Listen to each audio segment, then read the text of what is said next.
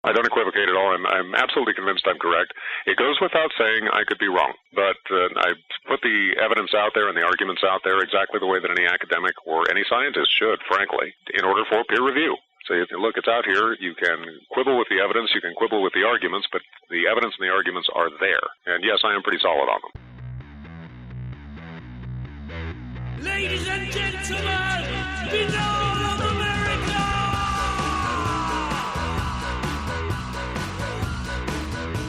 We don't have an alien race involved, as in non-human. They're not from this planet, no. But originally, I don't think the human race was from this planet either. We migrated here. Our ancestors went back where they came from, and we forgot about them, but they haven't forgotten about us.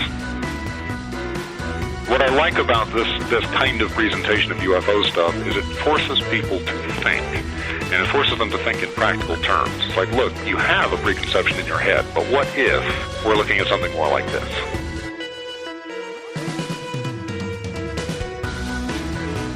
Let me tease you with this. See this door? Guess what's behind it? Another door. Want to keep looking? Come on, you know you do. And now, ladies and gentlemen, BOAA of America Audio with your host, Tim Banal. What is going on, my friends? This is Tim Banal of BOAAofAmerica.com with another edition of BOA Audio Season 6. Big thanks to our good buddy Pete Diggins for providing the theme music to this edition of the program. Check out his website, www.aurophonic.com, and you spell that AUROPHONIC.com. Check it out. No in-house notes this week, so let's get down to business, my friends, on the latest installment of BOA Audio. You know I would not leave you hanging here for the Thanksgiving holiday. Hopefully, this episode is getting into your earbuds just in time for the annual commute to Grandma's house or the plane ride to wherever your holiday destination is. Happy Thanksgiving to all the great BOA Audio listeners out there. As always, thank you for your support of the program. This time around on BOA Audio, our guest is coming back to the program by popular demand. Definitely someone who has generated a ton of listener feedback from folks who have enjoyed his previous appearances on the show. I'm talking about the amazing Bruce Rux. That's right, my friends. Bruce Rux is back here on BOA Audio for what really amounts to a massive jam session that covers ancient aliens, Egypt, Mars, and contemporary UFO events. For the folks who tuned in for the Bruce Rux trilogy way back in Season 4, you recall that we were talking about Bruce's book, Hollywood versus the Aliens, and really only kind of touched on Bruce's overarching theory on what is behind UFOs. Well, here in this 2-hour-plus conversation, we are going to dig very deeply into Bruce's overall hypothesis on what is going on with the UFO phenomenon, and Bruce stands by it 100%. And, of course, along the way, we're going to talk about his recent trip to Egypt, as well as his journey there in 1994 with Zecharia Sitchin, and we'll hear his thoughts on the latest spate of UFO-related movies from Hollywood. As I said, Bruce is adamant about his theory on what the UFO phenomenon is all about. And normally, I tend to shy away from guests like that. And even during the course of the interview, I was kind of wondering why I enjoyed talking to Bruce so much, considering he really is sort of the antithesis of my ideal BOA Audio guest. And then it kind of came to me when I was listening to the interview a second time around doing the editing of the show. What I like about Bruce is he's kind of like you and me, folks. He took a look at this UFO phenomenon. He really did the research. He really did the study of this entire enigma. And he came to some really startling conclusions that he is certain about. What I like about him, though, is that unlike folks out there in the world of UFO studies who have come to conclusions and are sure about them, Bruce isn't out there proselytizing. He's not out there lecturing people. He's not out there lobbying for his theory. Really, Bruce only talks about this stuff when we reach out and drag him back to BOA Audio to talk about this stuff. Bruce is not pushing a theory on anybody. Bruce has come to the conclusion of what UFOs are and has walked away. And to me, that's refreshing, remarkable, and really something worth investigating. So we're going to talk about all that stuff, not just the theory, but Bruce's place in the world of ufology. Overall, the whole conversation really picks up where we left off with the Bruce Rux trilogy 2 years ago.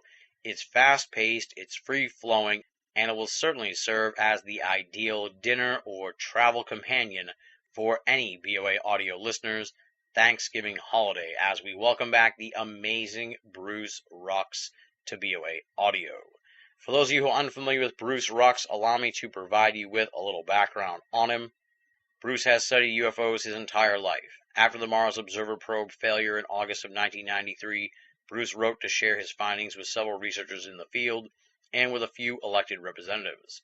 As a result, he found himself invited on ancient astronaut author Zecharia Sitchin's first tour of Egypt in the spring of 1994.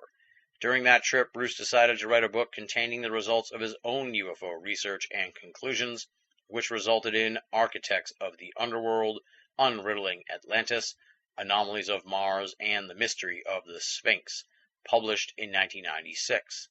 The following year, he wrote a companion volume that turned out to be even more massive, titled Hollywood vs. the Aliens, the motion picture industry's participation in UFO disinformation. Both were published by Frog Books in Berkeley, now a part of Random House. Bruce does not have any website, but if you want to get in touch with him, shoot me a line via BOA, and I will forward your correspondence to the amazing Bruce Rux. With all that said, let's get down to business and rock and roll. This interview was recorded on November 14th, 2011. Bruce Rux shares his thoughts on the UFO phenomenon, the ancient world, and how it all connects on BOA Audio Season 6. Ladies and gentlemen, welcome to another edition of BOA Audio Season 6. Very excited about this episode, and I'm sure a lot of the listeners are going to be very excited as well, because he is back, my friends. By popular demand, the man who starred in the Bruce Rux trilogy back in Season 4 and has spawned just tons of emails from so many listeners all the time. I'm still getting them constantly in the interview I had like 2 years ago. One of the standout guests and shows and showcases we ever had on this program. And here we are, we're at the end of Season 6, and I can't think of a better guy to bring back. Rux, it all works together, and so many people are going to be psyched to hear that he's back on the show. And he's been on an exciting journey. I don't want to say too much more about it. We'll get into that. But he's been up to some crazy stuff since the last time we talked to him. So it's going to be fun. So welcome back to the show, Bruce. It already feels, because we've actually been talking now, folks, for like the last 10 minutes before we started the show. It feels like I never stopped calling you all those Friday nights when we were taping the trilogy. It's like right back in the saddle here with Bruce Rux. Welcome back to the show, buddy. It's always nice to be here. Let's catch people up on who Bruce Rux is. Give us the bio, the background. I think that would probably be the best way to do it. For the folks who haven't heard the Bruce Rux trilogy, I dare say stop this show right now and go listen to that. It was like 6 hours long. It was amazing. Obviously, the man behind Hollywood vs. the Aliens, which is this like 600-page mind-bending book, and Architects of the Underworld as well, but I haven't had a chance really to sit down and digest it yet. So we're sort of just doing, I guess you could call it maybe like a little teaser here between what will probably be the next Rux trilogy sometime down the line. So a catch-up and, a touch base. So tell people who is Bruce Rux beyond what I just told them about you, and give them some bio background and your story here. Certainly. I'm not sure where to begin exactly. I was an actor for most of my life, for about 20 years. Back over in the early 1990s, I'd been doing a lot of research in UFOs, and I made a few discoveries that I felt needed to be written about. I made my first trip to Egypt 17 and a half years ago, over Easter of 1994. That one happened to be with Zecharia Sitchin, who was an ancient astronaut author, deeply indebted to Alexander Kazantsev in Russia, who he probably knew personally. He never said. He was always kind of secretive and private about a lot of things. But I'm pretty sure he must have known Kazantsev. Certainly he knew everything that Kazantsev knew. Kazantsev, for those who don't know, was kind of the godfather of ancient astronaut theory. He was the one that was really first exploring all of this stuff in depth and in detail with a great deal of scholarship. So I went to Egypt with Zechariah Sitchin and the Sinai Peninsula. We covered a lot of territory. We were in Upper and Lower Egypt and, like I said, in the Sinai. Mm-hmm. I decided I would write a couple of books. Well, I actually decided I would write a book, and it became 2 books. The first one was Architects of the Underworld, Unriddling Atlantis, Anomalies of Mars, and the Mystery of the Sphinx. And the second was Hollywood versus the Aliens. We've already talked about Hollywood versus the Aliens quite a bit. Mm-hmm. Architects of the Underworld gets into connecting ancient mythologies of the world with UFO phenomena. And I believe the two are inextricably intertwined. They're completely connected. The big problem in the field is that you can find lots of people who will talk about ancient astronauts and not seem to have any problem with that. Mm-hmm. And you can find lots of people who will talk about the modern phenomenon. They don't have any problem with that. But you can't get the people who talk about the modern phenomenon to look at the ancient, and you can't get the people that look at the ancient phenomenon to look at the modern. And to me, they're exactly the same. There's nothing different going on. It's the same people involved, and it's really very easy to piece together, except that you can't get these 2 camps to sit down and talk with each other. They just consider each other's camp to be anathema.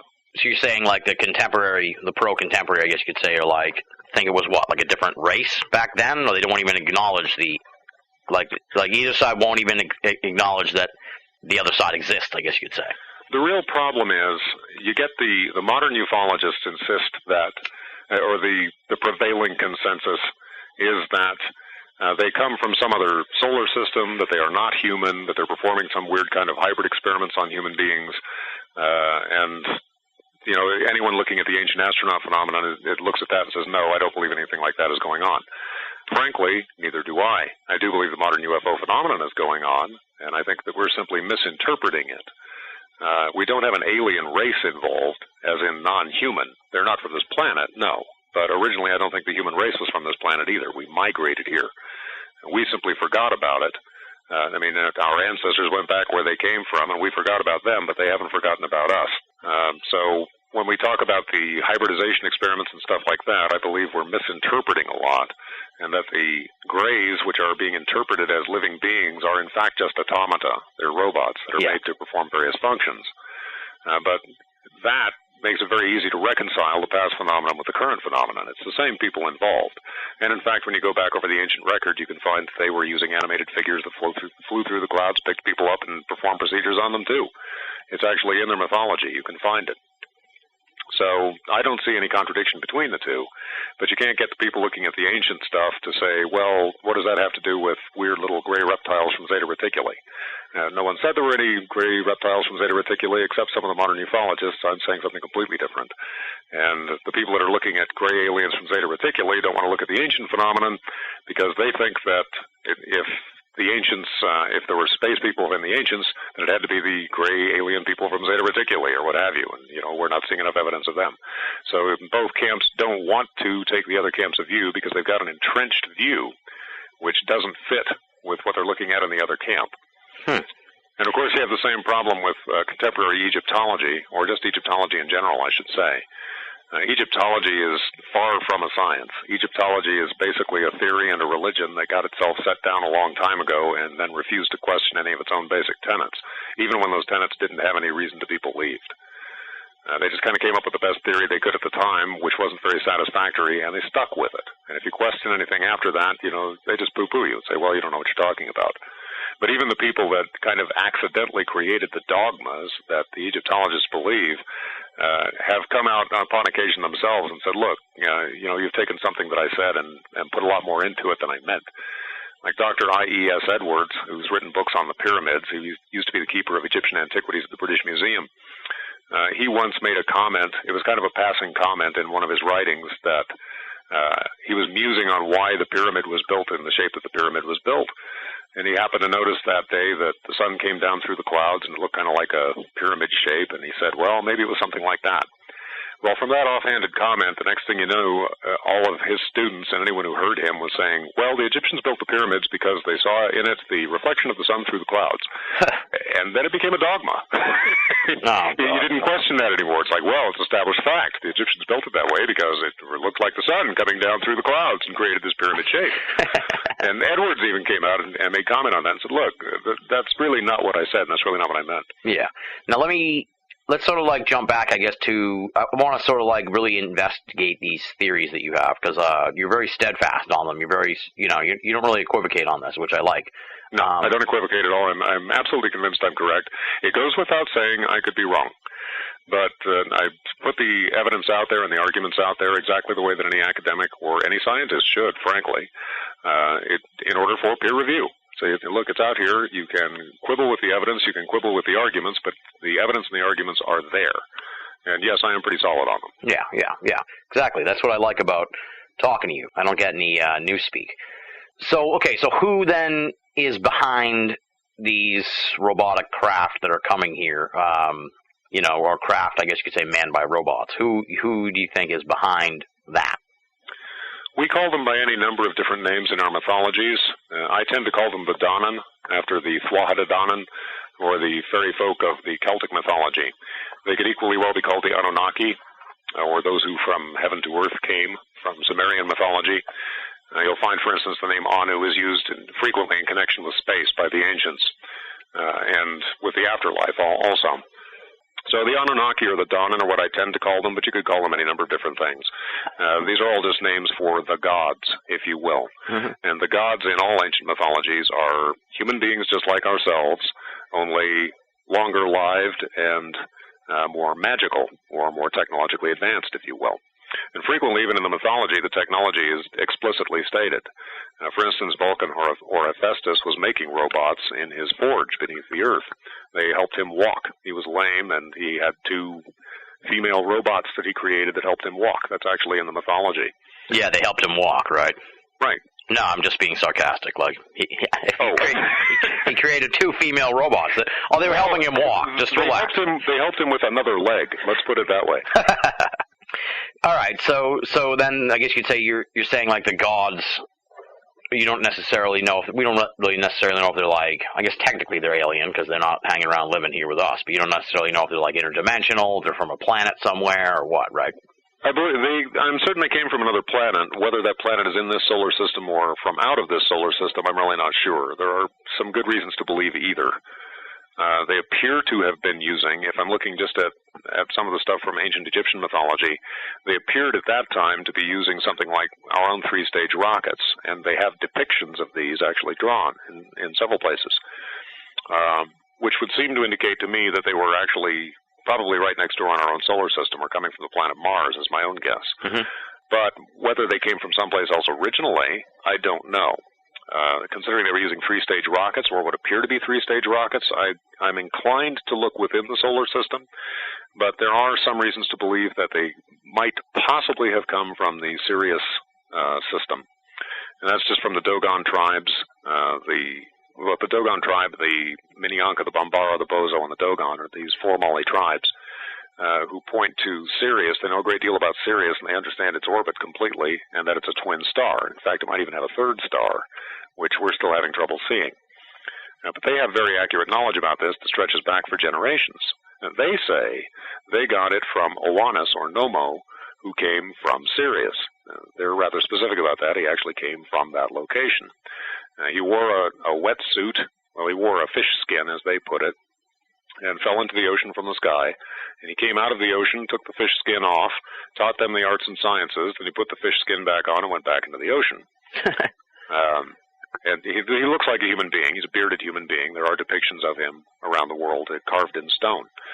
So he's not, some weird fishy-looking creature. Right. And a lot of the people that try and talk about the Sirius mystery say, including the author of the book on the Sirius mystery, Robert Temple, like to say, well, maybe he was some kind of repulsive fish person. They say, well, look, you can see the depiction of him yourself. He's got this artificial fish skin. He's pushed the fish head up on top of his own head, and the mouth is open, looking exactly like a bishop's mitre, and the body of the fish is trailing down behind him, with the tail behind him, looking exactly like a bishop's robe. This is where we got that iconography. He's a god who came down out of the sky, taught mankind the arts and sciences, and, yeah, he used a wetsuit. I don't know what to tell you. They're very explicit that he came out of the sky. They draw the arc that he came on as a rocket with a fiery exhaust. They're very specific about all of these things. So whether he actually came from Sirius or whether they misunderstood that he came from Sirius and he was just using that as some sort of reference point, I don't know. But I do believe that Oannes or Nomo, by whichever name you wish to call him, did come down out of the sky and did teach mankind the arts and sciences, because you'll find that in all the world's mythologies. This is just one. These are 4 tribes in Mali who have this particular mythology. But you'll find it spread through Africa, and it's the exact same thing in Egypt or any place else you go in the world. Obviously, Egypt plays a big part in all this, because part of the subtitle for Architects of the Underworld is Mystery of the Sphinx. Where does the whole Egypt thing fit into all this? Egypt becomes of extreme importance because of its age. The only story we have of Atlantis as Atlantis comes from Plato. Plato got it from a Greek statesman named Solon, who claimed to have gotten it from an Egyptian priest. So we're getting the story of Atlantis from a third time remove. Okay. Now, by Plato's reckoning, from what he was told, he got somewhere about 9,700 years before his time, or about 11,700 years before ours, somewhere in that neck of the woods. By his reckoning of the story, as he heard it, Egypt was established by the Atlanteans after Atlantis fell. After Atlantis was destroyed, it was reestablished in Egypt, which carried on its traditions. This is from the Egyptian high priests. Mm-hmm. So then the question becomes, where is Atlantis, or what is Atlantis? The actual definition of Atlantis as given by Plato. It was a round island. He's very specific about that. It was colored red, white, and black. It was larger than the known world at the time, the ancient world, which would not fit in the Atlantic basin, I might add. And it was beyond the Pillars of Hercules. Now, beyond the Pillars of Hercules is a little bit deceiving, and it's why everybody thinks of Atlantis being in the Atlantic Ocean. Beyond the Pillars of Hercules had a different meaning to the Greeks, or at least it had another meaning to them. Mm-hmm. And that other meaning is, it's beyond the known oceans. The Pillars of Hercules, beyond the Pillars of Hercules was where the supernatural ocean lay that nobody understood. Now, if we accept the supernatural ocean as being the ocean of space, and we know that the ancients did refer to space as an ocean, they did that universally, then, when you take the myth of Atlantis, a red, white, and black land to the west, is also located in the west, beneath the earth and under the sea. Well, how can something be beneath the earth and under the sea? If it's in the sea of space, then it can be. Yeah. If you look at the sun as our point of orientation, which is why we use that word, it rises in the east, then that which is in the east is upper, and that which is in the west is lower, in a descending order, so to speak. Well, looking at it by that logic, if you look at the sea of space, one below us to the west would be a red, white, and black land that is known as Mars. And it would be beneath the earth and under the ocean in the sea of space. And all the world mythologies have got this red land to the west, this mysterious red land to the west. It's the land of the dead, the abode of the dead. Well, we've got one right there. And it appears to have what look like Egyptian artifacts on it, including what, to me, looks very much like the face of Ra. Now, I've sent you pictures of that so you can judge for yourself, showing the ones that I had from my original sketch in the book, which came off of the 1976 Viking Mars probe photos and the NASA enhancements of the same, and the more current 2000 images from the year 2000 taken just from the overhead probe there that are just straight overhead shots, no enhancements whatsoever. But I believe when you look at both of those, if you look at them honestly, then we're not looking at something that was ever intended to be a human face. What we're looking at is a hawk in Egyptian headdress, or the god Ra, who was in Egyptian mythology described as having been built in the Red Land of Egypt, very specifically in Lower Egypt, and the Sphinx was supposed to have been built in Ra's image. Well, our Sphinx in Giza does not look like a hawk. Ra was depicted as a hawk. The one on Mars does look like a hawk. So there I've got a Sphinx face looking like Ra in a red land with Egyptian artifacts around it, what appears to be a pyramid complex. This is what Richard Hoagland was writing about in the Monuments of Mars. Yeah. And several other people, of course, have been writing about it as well. He's hardly alone on that. So for all these reasons, I think it's extremely important to be looking at Egypt as our source for understanding the origin of human civilization. Atlantis is just one term for it, like I said. This red land to the west, it's universal. You'll find it all over the world. There are people called the red paint people. No one really knows much about them. We call them that because we find their dead painted red and buried facing the west. Well, you find them painted red and facing the west in Egypt. You find them that way in the Americas. You find them that way in India. You find them all over the world like that. I've never heard of this. What is... Oh, the red paint people? Yeah. Some people believe they descended from the Phoenicians, or they were the Phoenicians. You could look them up, actually. If you went into the search engine and typed up red paint people, you'd find them. I'm going to look into this. They appear to have traveled all over the world, and no one knows who they are. And how are they painted red if people are finding... These are like ancient dead people, right? Sure. Yeah. We're not talking about this as like things that are happening now, where like someone found some dude painted... Oh, no. Paris This is from ancient times. Yeah, okay. Yeah, this is all from ancient times. How do they know they were painted red when they dig them up, though? They're painted in red ochre paint. It stays. Even if the body, like, disintegrates into a skeleton? Oh, it's not just the body. They paint the clothes. They paint them red. Okay. This sounds unbelievable. I had to keep asking these. Yeah, look them up. Yeah, weird. So we're kind of like tying this all in now. It's sort of all coming together here. I guess your general idea, which is that this all sort of started on Mars, came to Earth. Then what do you think happened to Mars? It got destroyed, or what? Yes, I think Mars got destroyed.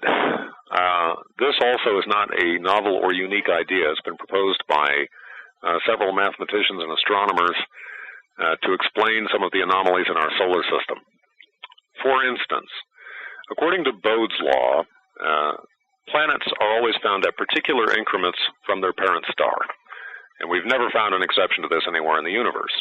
So they're measured by astronomical units. I can't give you the exact math behind it, but you'll know exactly where a planet's going to be, because you can just look at Bode's law and say, well, look, there's going to be one here, one here, one here, one here, one here.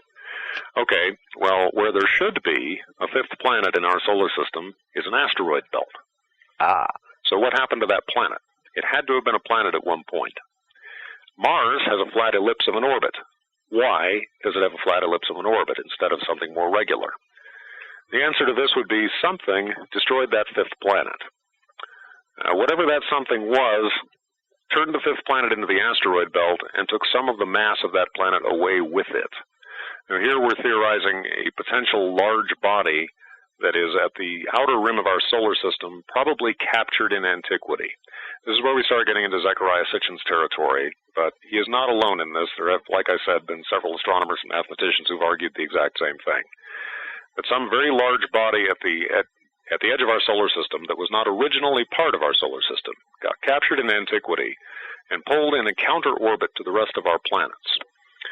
Meaning if we rotate clockwise, we orbit clockwise, this thing got caught counterclockwise.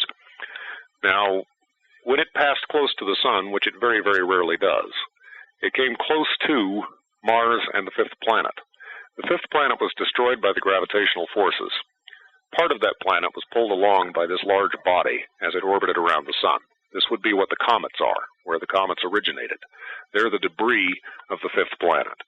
Now, standard astronomers will not tell you that. They'll tell you they came from the Oort cloud. I'm telling you the opposite. I'm saying they came from here, and we're registering them as the Oort cloud. They go beyond our solar system. So we're talking Planet X type stuff here now. We are talking Planet X. Okay. That's exactly what we're talking about. Planet X pulled the debris of the fifth planet along with it, or some of it, which we recognize as the comets, and they come back. And the rest of the fifth planet is the asteroid belt. Well, with the loss of all of that mass from the fifth planet, the orbit of Mars suffered horribly. It went into a flat ellipse. If you picture the sun as a central oval, or a central circle, and then draw a very long oval around that circle, then you have the orbit of Mars. It comes really close to the sun, then it goes way far away. Then it comes back close, and it goes way far away. And it does this continually. It shouldn't do that, but it does. Now, it would do that if, as I just said, a lot of the mass that had been holding it in place gravitationally had been destroyed or removed. Now, when that happened, if it happened, it tore away Mars's atmosphere.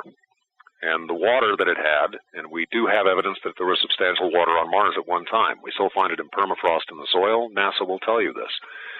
It probably had a very, very large body of water on it at one time. That would have been sucked into space and locked into the soil, what was left in the permafrost that we register there today. Yeah. In other words, it would have destroyed the planet. It would have made it no longer viable. So probably in extreme antiquity, and by extreme antiquity I mean 450,000 to 500,000 years. Okay. That is the theoretical dating that NASA will give you on this area of Cydonia. And Cydonia is the area that we're talking about that has what appear to be Egyptian artifacts, Egyptian structures, an Egyptian sphinx, actually 2 Egyptian sphinxes, one of which looks very much like a hawk, and the one across from it looking very much like a baboon, which would be Thoth. And, where I find the one, it's pretty likely that you would find the other. It's kind of like going to Mount Rushmore. I see one president, oh, look, there are 3 more. Yeah, exactly. Why stop at 1? Yeah, exactly. So it's not unlikely, and, well, that's what they look like. Now, how about we try and look at these timelines, then? Because you're saying that this destruction probably happened like 500,000 years ago. Somewhere in that neck of the woods. So, how does that sync up with the Earth time? What's going on Earth at that point? Are there actual people yet, or what? I don't know. I really have no knowledge of. This would have been right about the time that Homo erectus was first showing up on the scene, or our first human ancestor or human-like ancestor, if we accept evolution as the proper model. And I couldn't really tell you whether it's the proper model or not. It's just the best we've got at the moment. So we're not talking Sumerians yet? We wouldn't be talking an advanced civilization, no.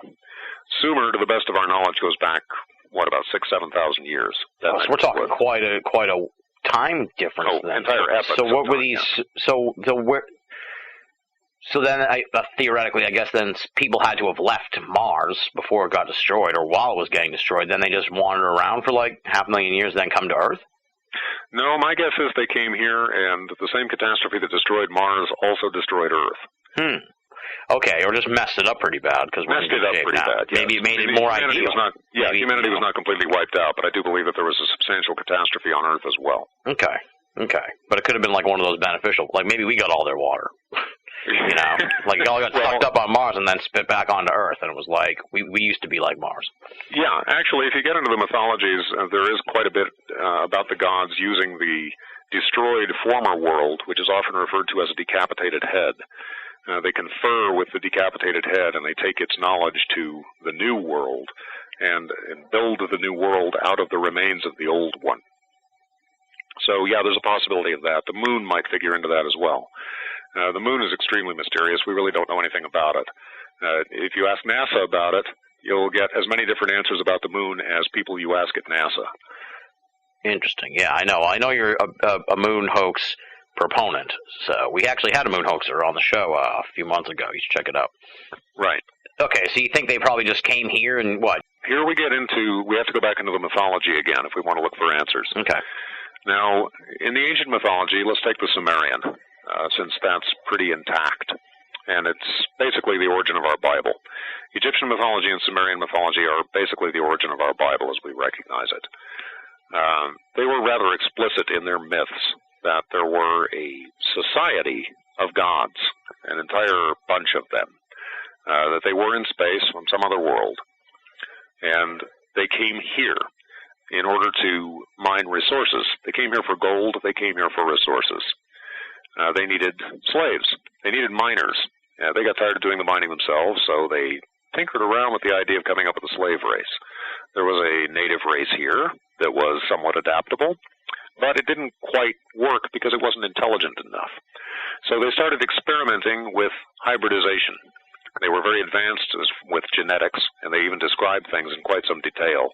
I mean, they've got very lengthy descriptions of how they go about bonding the essence of one of the Anunnaki with the essence of the creature that was here. They do this in what appears to be a laboratory and come up with a viable hybrid, which is given birth by one of their women. Well, they do this for a while. They give birth to this slave race in order to do their mining for them. But it's a laborious process, and of course the women don't care for it because it's every bit as painful as any other childbirth. So they upgrade the new species that they have created and make it capable of reproducing itself, or giving it the gift of knowing, as the Bible would put it. So they're now a viable race. They're a separate, viable race. Now, when you get into the history of the Bible, when you get into the Sumerian history, the clay tablets and all of that, you get into some very long descriptions, and some of them are a little bit fragmentary. We're not sure where to piece all of them together. But when you piece them together, you get this long kind of history of the human race and the God race having different kinds of relations with each other. You have the paradisical fall, and there's the coming to awareness of things they were not supposed to know and being kicked out of the garden, so to speak. And you have the serpent god, who is always the benefactor of mankind, always takes mankind's part and helps him along. He's the one that creates the Noah story. He's the god who circumvents the decision of the other gods when the flood is going to come. Let me go back. The flood is a universal myth. Mm-hmm. You will find it in all cultures, and there's very little variation between all of these myths. What happens is, through some fault of mankind, which almost invariably happens to be mating with the gods, or mating with fallen gods, the Nephilim, as they are referred to in the Bible, or the giants, mm-hmm. the ones who fell to earth from heaven. They have congress with these gods, which they are not supposed to. This results in offspring. The council of the gods decides that a coming catastrophe which will wipe out the world will be allowed to happen. It's not something that they caused to happen themselves. It's something that was going to happen. Yeah. And they had a choice. They could either save mankind and their own brethren that were down there who had transgressed, or they could let them be wiped out. Maybe it's like an asteroid hit or something that was exactly they could shoot out of the sky if they wanted to. Exactly. So they come to a decision not to inform everyone on Earth of what is coming, to let it happen, to let it be destroyed. Sounds like our government. Well, yeah. Except in this particular case, what you've got is an entire council of gods who live on Earth, who have decided to circumvent the decision of the gods where they came from. And they are doing it in secret. They have perverted the human race for their own ends, to sate their own lusts, and to accomplish whatever they want to accomplish. And they're keeping the home planet ignorant of what they're doing. Only they don't realize the home planet knows. So the home planet's decided, look, you guys are a bunch of criminals. We don't have the time to rehabilitate you, and it would be too much effort. And you've corrupted the entire race that we put in your care. So we're just going to let you all go. It wasn't our decision, but it's coming, and we're letting you all go. Which is exactly what happened. And at the time that the Council of Gods decided they were going to let this happen, there was one, Enki, as he is referred to in the Sumerian mythology, or he would most closely relate to Thoth in the Egyptian mythology. And in fact, you can find this exact story in chapter 175 of Theban Recension of the Book of the Dead with Thoth. He decided to circumvent the decision of the gods. And what he did was say, look, I promise along with the rest of you, I will not inform mankind of what is coming. We're just going to let it happen. That's that.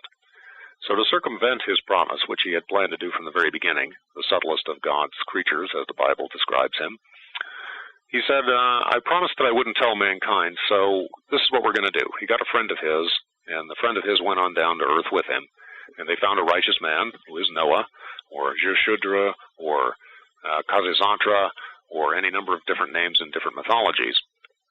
But he is always the lover of righteousness and truth. He's a righteous man.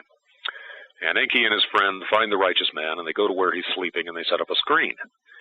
And they contrive to wake Noah up, and then they perform this little drama behind the screen for him, in which Enki says, "Oh, that I had not promised not to warn mankind of the catastrophe that was coming. If I could only let someone know that a massive flood was going to wipe out everything on this planet. If only I could tell them. What I would tell them to do is this. Make an ark by these particular dimensions. I will send someone to pilot it, and on this given date, we're all going to take a little trip somewhere and be safe. By the way, while you're at it, gather the essence of every animal, okay? And we'll take that on board with us. That way, we won't lose everything. That's what I'd tell them if I was able to." And, of course, that's how Noah gets it. That's how Enki circumvents his promise. And sure enough, a remnant of mankind and all of the seeds of life are saved. So when the world is destroyed, the gods are so horrified by the destruction of the earth that they shake in fear. But when it's all over, they regret having been so rash as to wipe out all of mankind. And at that point, Enki reveals what he's done and said, "Look, guys, I kind of, held on to a few." And they forgave him his deception because, after all, they were feeling kind of rash themselves. And that's the story. You'll find it all over the world. And that's how we end up here. And that's how we end up here. Here's a question for you. If the gods, if they're hanging around here and they're okay here back then, why are they sending these robots now? We drove them away. These myth texts go into quite some detail, and they take a while to decipher, but it's well worth doing. Fortunately, a lot of mythologists have already done the work for us, so what we have to do is just look over what they have and piece the fragments together.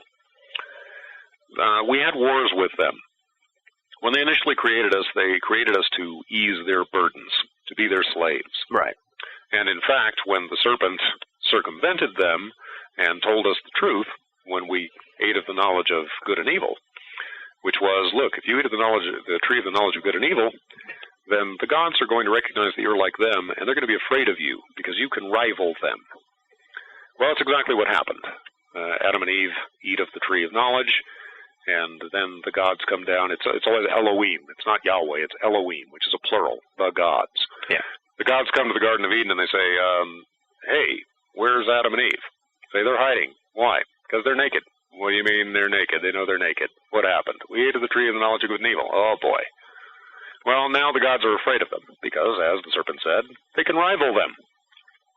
Whatever the gods can do, they can do.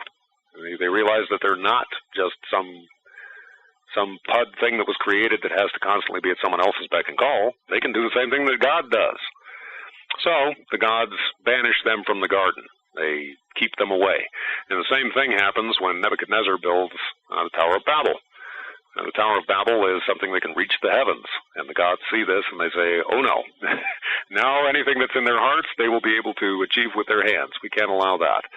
So they destroy the tower, see to it that mankind does not reach space or reach them, and spread them around the globe and confuse their speech so that they would not be able to do such a thing very easily again.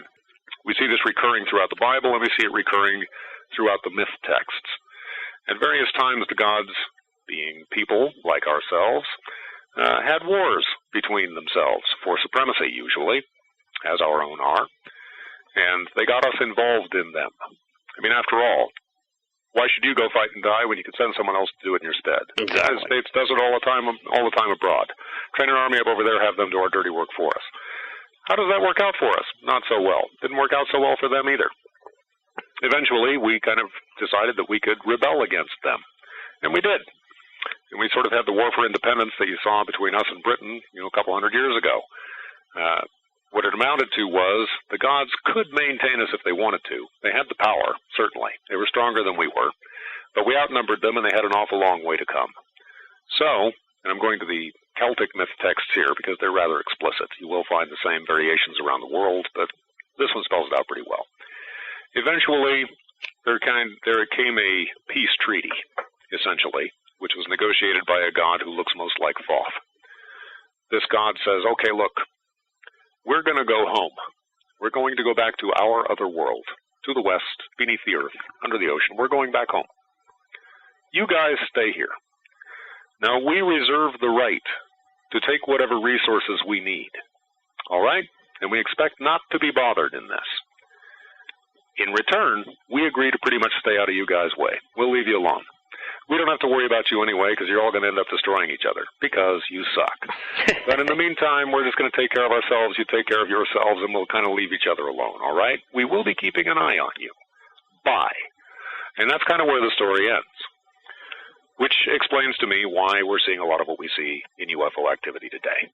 It's nothing new. It's what they've always been doing. They've always been keeping an eye on us, monitoring us, paying attention to what we do, especially if in any way we might be able to rival them, which is what happens when we develop nuclear power, the bomb, and space travel, which, as we all know from the Bible and from the ancient myth texts, is when they stick their nose in. Yeah. And that's exactly what we see happening in the modern UFO phenomenon. So where do you think all this leads now going forward? It's sort of an interesting sort of question. Because, I mean, how much you've unlocked all this, you think? How much do you think the government knows about all this? All of it.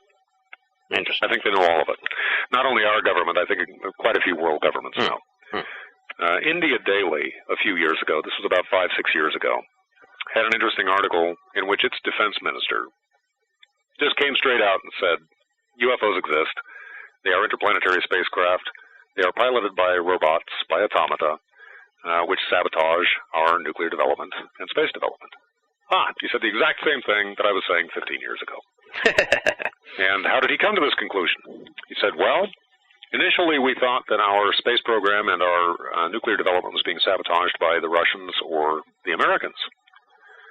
Then we determined, no, this was beyond their capabilities. And right about that time, guess what? In came the Russians, in came the Americans, and they said, congratulations, now you're a member of the club. You're developing nuclear weapons and you're getting into space. The exact same thing happened to us several years ago, and we blamed each other and realized that there was some third party involved. Now you know the secret too. Congratulations. So yeah, they came to the same conclusion. India's joined the club, they know all about it. Anyone that gets into space development or getting out into space and sufficiently developed in nuclear stuff to create bombs, they're going to show up. And it's not going to be too long before that government realizes that whoever is showing up and sabotaging them is not someone from down here. And at that point, they've joined the club. The other guys come out and say, all right, now you know. You know, I'm always hoping that we're going to get some answer to all this. Do you think we ever will, or is it sort of the kind of thing, you know, well, I don't even know where you stand on something like another Planet X swing by or something like that. I mean, I'm very intrigued where you see, you know, this whole 2012 thing. I mean, there's a lot of sort of end-of-the-world prophesizing of late. It seems, you know, or disclosure imminent, maybe just like the whole quickening idea. I mean, do you think we're actually close to getting some kind of answer, or is we're going to be in the dark for a long time still? That's a really good question, and I wish I had an answer for you. To the best I can figure, when it comes to something like 2012, well, we're not going to have to wait too long to find out, are we? No, exactly. We'll find out soon enough. You can't wait a year, I don't know what to tell you. We'll see. When it comes to something like Planet X, and when it might swing by again, I do believe there is something out there, and I do believe it has swung by and caused some tremendous disordering and damage in our solar system before. As to when it might come back, not really a clue. I don't know exactly what its orbit would be. What I do know is, if it were of sufficient size to cause the kind of damage we're talking about, we would see it. It would not creep up on us. We would know many, many, many years in advance before it reached here. So, and I don't think that you could actually have an effective cover-up of every astronomer in the world. Someone would see it, someone would talk about it and say, hey, guess what? And the news would get out. So I don't think anything is coming anytime soon as far as that is concerned. Not in the foreseeable future. And what about disclosure and the aliens and the existence and the reality of the situation as you see it? Like I'll tell you exactly when that will happen. Wow. Okay. That will happen whenever our friends from upstairs decide that they want to land on the White House lawn and do the day the Earth stood still. It's up to them. Yep, it's up to them. The second that happens, every government in the world, this will be really funny. I'm kind of waiting for that day. I'm just going to have this huge ear-to-ear grin on my face, and you won't be able to pull me away from that TV with anything you got. As soon as they come down, everyone is going to rush to the podium as fast as they can. Every country, and they're all going to say, we knew first, we knew all about it. And they're all going to claim credit, and they'll open all of their files, and they'll show everything they've got, and they'll say, see, we knew all along. What do you say? We knew. And, they're just going to be tripping all over themselves trying to claim credit. Well, because they do know. Of course they know. Interesting. Okay, so it's really just up to them, and when they decide they're going to let us know. Why would the government, so do you think it's intentional that the government doesn't tell us now, or is it sort of self-preservation type of thing? Both. I believe the government is afraid for every reason. Checkbox D, all of the above. They don't want to upset the status quo. That's just for starters. As soon as you admit that there is another race out there that is superior to us, and that they've been around a lot longer than we have, you have to rewrite pretty much everything. You got to rewrite all the history books. You have to re-examine your entire culture, our politics, everything. And they're afraid, all the governments are afraid of that collapsing. They don't want unrest. Yeah. What they want is to maintain control. And I don't even blame them for that. That makes perfect sense. You don't want people running around in the streets. They're afraid of panic. They don't want people running around in the streets. They don't want doomsday cults. Saying, well, God has come back to take us away and kill the rest of you and fuck y'all. They don't want any of that. They want everyone to go on with their lives and to go to their jobs and keep the economy running. They don't want people panicking or preparing for doomsday or creating problems. Right. So they don't talk about it. They just kind of keep it under wraps by policy. Forget the word conspiracy. Conspiracy gets thrown around too much and is badly misunderstood. It's policy, and it's been policy from the beginning. You just don't talk about it. They maintain things in secret. They pass the files back and forth. They know what's going on. The people that need to know. And it's not like the Russians don't know. It's not like India doesn't know. A lot of people know. A lot of governments know. France knows. Britain knows. A whole lot of people know. Yeah. They may talk about it behind closed doors, much in the same way that we're talking about it now, and I'm sure they do to some extent. And I'm sure they do in the National Security Agency and in the CIA and in a few other government agencies and bureaus where it becomes important. The National Security Council, yes, of course they know. Do they discuss it? Yes, when it's important, along with relations between the United States and Russia, China, Britain, and all the other stuff that they talk about. It's just one more thing on the table that they discuss, that they prefer to keep away from the public at large because they're afraid of what kind of repercussions there might be if people realized the truth. Very intriguing. So this is, we sort of really unstrung the whole theory here. I find it very interesting. And you like you said earlier, you really don't equivocate on this. You're pretty certain of it all, which is refreshing. I'm very certain of it all. As I said before, it does go without saying I could be wrong. However, I've got my evidence all lined up, and I have presented it in a couple of books, and if someone wants to attack the theories and the arguments, that's fine. But I'm going on the theories and the arguments because as far as I'm concerned, they're solid. Yeah. Very interesting. So, like, the modern era really kind of kicked off because of the whole nuclear development and moving into space, and absolutely. Yeah. Well, that's exactly when you see it taking off. There is evidence of it before that. There's evidence of it all the way back in the ancient world, and it is consistent. But where you see it really taking off is from the moment that we set off bombs down here. As soon as we set off nuclear bombs, there they were. They were at the Trinity test site. You can get this from a book called The Making of the Atomic Bomb by Richard Rhodes, who's a Pulitzer Prize winner. This is not from a UFO book. This is from a science book about the making of the atomic bomb, a history book. What happened at the Trinity test site was there were these UFOs flying around before, during, and after the Trinity test, the explosion of the first atomic bomb in the world, at least in the modern era. And all the scientists involved with that project were wondering what the UFOs were. So they went to Leslie Groves, who was the head of the project, the military guy, the colonel, and they asked him. And he said, well, I don't know. I'll look into it. Weeks go by. They never find out. They're still seeing the UFOs up there. They're obviously paying attention to their atomic tests. So they bring it back up to the colonel, and the colonel says, those are the planets. The planets Venus and Jupiter, which is the exact same thing we've been told since. Let me sort of tack some modern stuff onto this whole thing. Now, a lot of people think that there's some kind of deal between the government and the aliens. In this case, that would be the gods, I guess you could say. Exchange of technology type situations, or the reverse engineering idea from the crash stuff. What's your take on that whole thing? Do you think the government, is in cahoots with the aliens at this point, or they're still sort of kept at arm's length? Well, there's no doubt in my mind that there's been reverse engineering involved. In fact, that's certainly the reason that we kept Roswell under wraps, or the primary reason we kept it under wraps, was so we could exploit whatever technology we had grabbed a hold of. I cannot fault any self-respecting government for wanting to do that. That makes perfect sense to me, because that is for the betterment of the country, and hopefully, in a broader sense, for the betterment of the world. I would like to believe that some of us are capable of that, though I have severe doubts. But I'm quite certain that it was kept under wraps so they could exploit the technology in their possession, and there are a great many documents that will support that have been released through the Freedom of Information Act.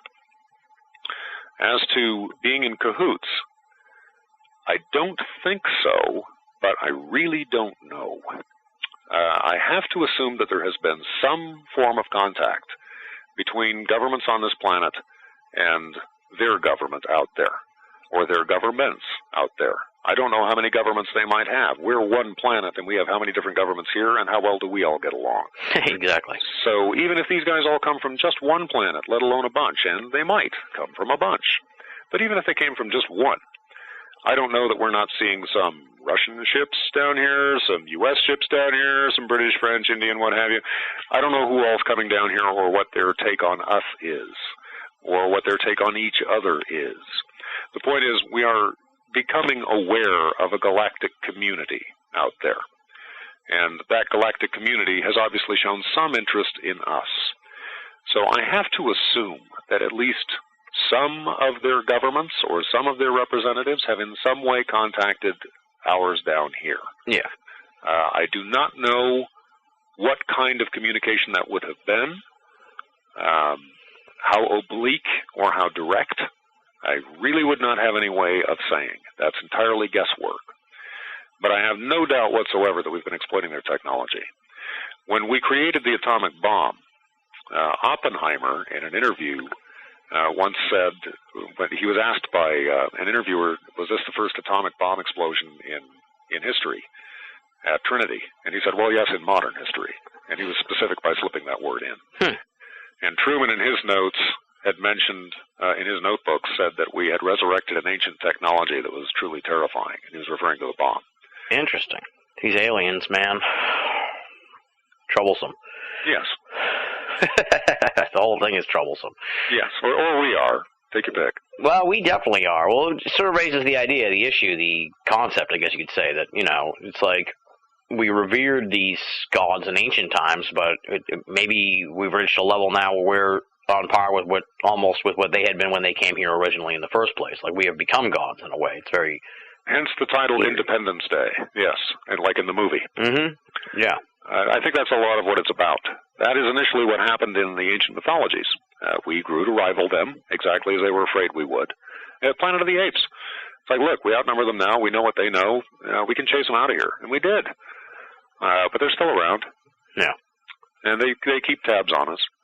The real question is, there's a theory that says, well, they deliberately keep us down. They don't want us to get up. Yeah, to a certain extent, that's true. I wouldn't argue that. But only to a certain extent. To the same extent, say that we don't want various countries coming up with the atomic bomb. Right. For very understandable reasons. And we go to great lengths to sabotage their development, to intervene and see to it that they do not create those weapons. When we see India and Pakistan shooting missiles at each other and they've got active warheads, we're saying, all right, look, no, we can't have this. Welcome to the Planet of the Apes. We understand where you are and what you're doing, and you can't do that. We've already been doing that with each other, and guess what? It doesn't go anywhere good, so we're going to see to it that you don't do it either. And, yeah, I do believe that there's a certain amount of that going on.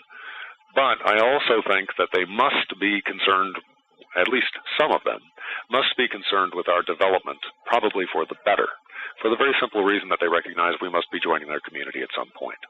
If they had intended us any harm, we would be harmed. If they had intended to conquer or invade us, they could have done so when we were in horse and buggy or even in caves. But they have not. So I don't believe that is their intent. And if that is not their intent, then they must intend to have some kind of open communication with us at some point, and presumably, as in the day the earth stood still, to try and welcome us into their particular community, provided, of course, we can live by their rules. I see your point that they're not trying to destroy us, because we'd be wiped out by now. I don't understand the people that think... The scary part, though, is that we could still be, like, second-class citizens to these aliens. I mean, we are, actually, so... I will admit that, yes. Yeah. Even if they came down here and wanted to hang out and everything, it'd be like, we'd end up chasing them out. Yeah. They would be slumming. There'd be no question of that. And then you just have to hope that when they came down here, we wouldn't have too many people that would be swindled for beads and rattles. Exactly, yeah. Let's talk about your journey here, because we teased it at the beginning of the show, and now that we've laid out all this work that you've done to unlock the UFO enigma, this kind of ties it all back around again, because certainly you recently have made a journey. So tell me about this. Well, when you got in touch with me, I just happened to have come back from Egypt. I was just a few days back. It's been a couple of weeks now. I had an opportunity to go on a trip with Robert Bauval and his brother Jean-Paul, who's a professional engineer, and Christopher Knight was also on this trip. They were giving some very professional presentations on their own research into Egypt. Christopher Knight got a little bit into masonry because he's a mason. We had some esoteric people with us on this particular group, quite a few of them, in fact, a number of whom were Masons or connected to what is called the Asti Knights Templar lineage, who are very, very interesting people. They're extremely intelligent and very esoterically inclined and studied. So we spent about 5 days, very intensive 5 days, I would say, pretty much covering everything there was to cover about the pyramids. We were in and out of the pyramids, up and down, Everywhere you could go, we went. We checked everything that there was to check. So when it comes to pyramids, I can tell you everything there is to say.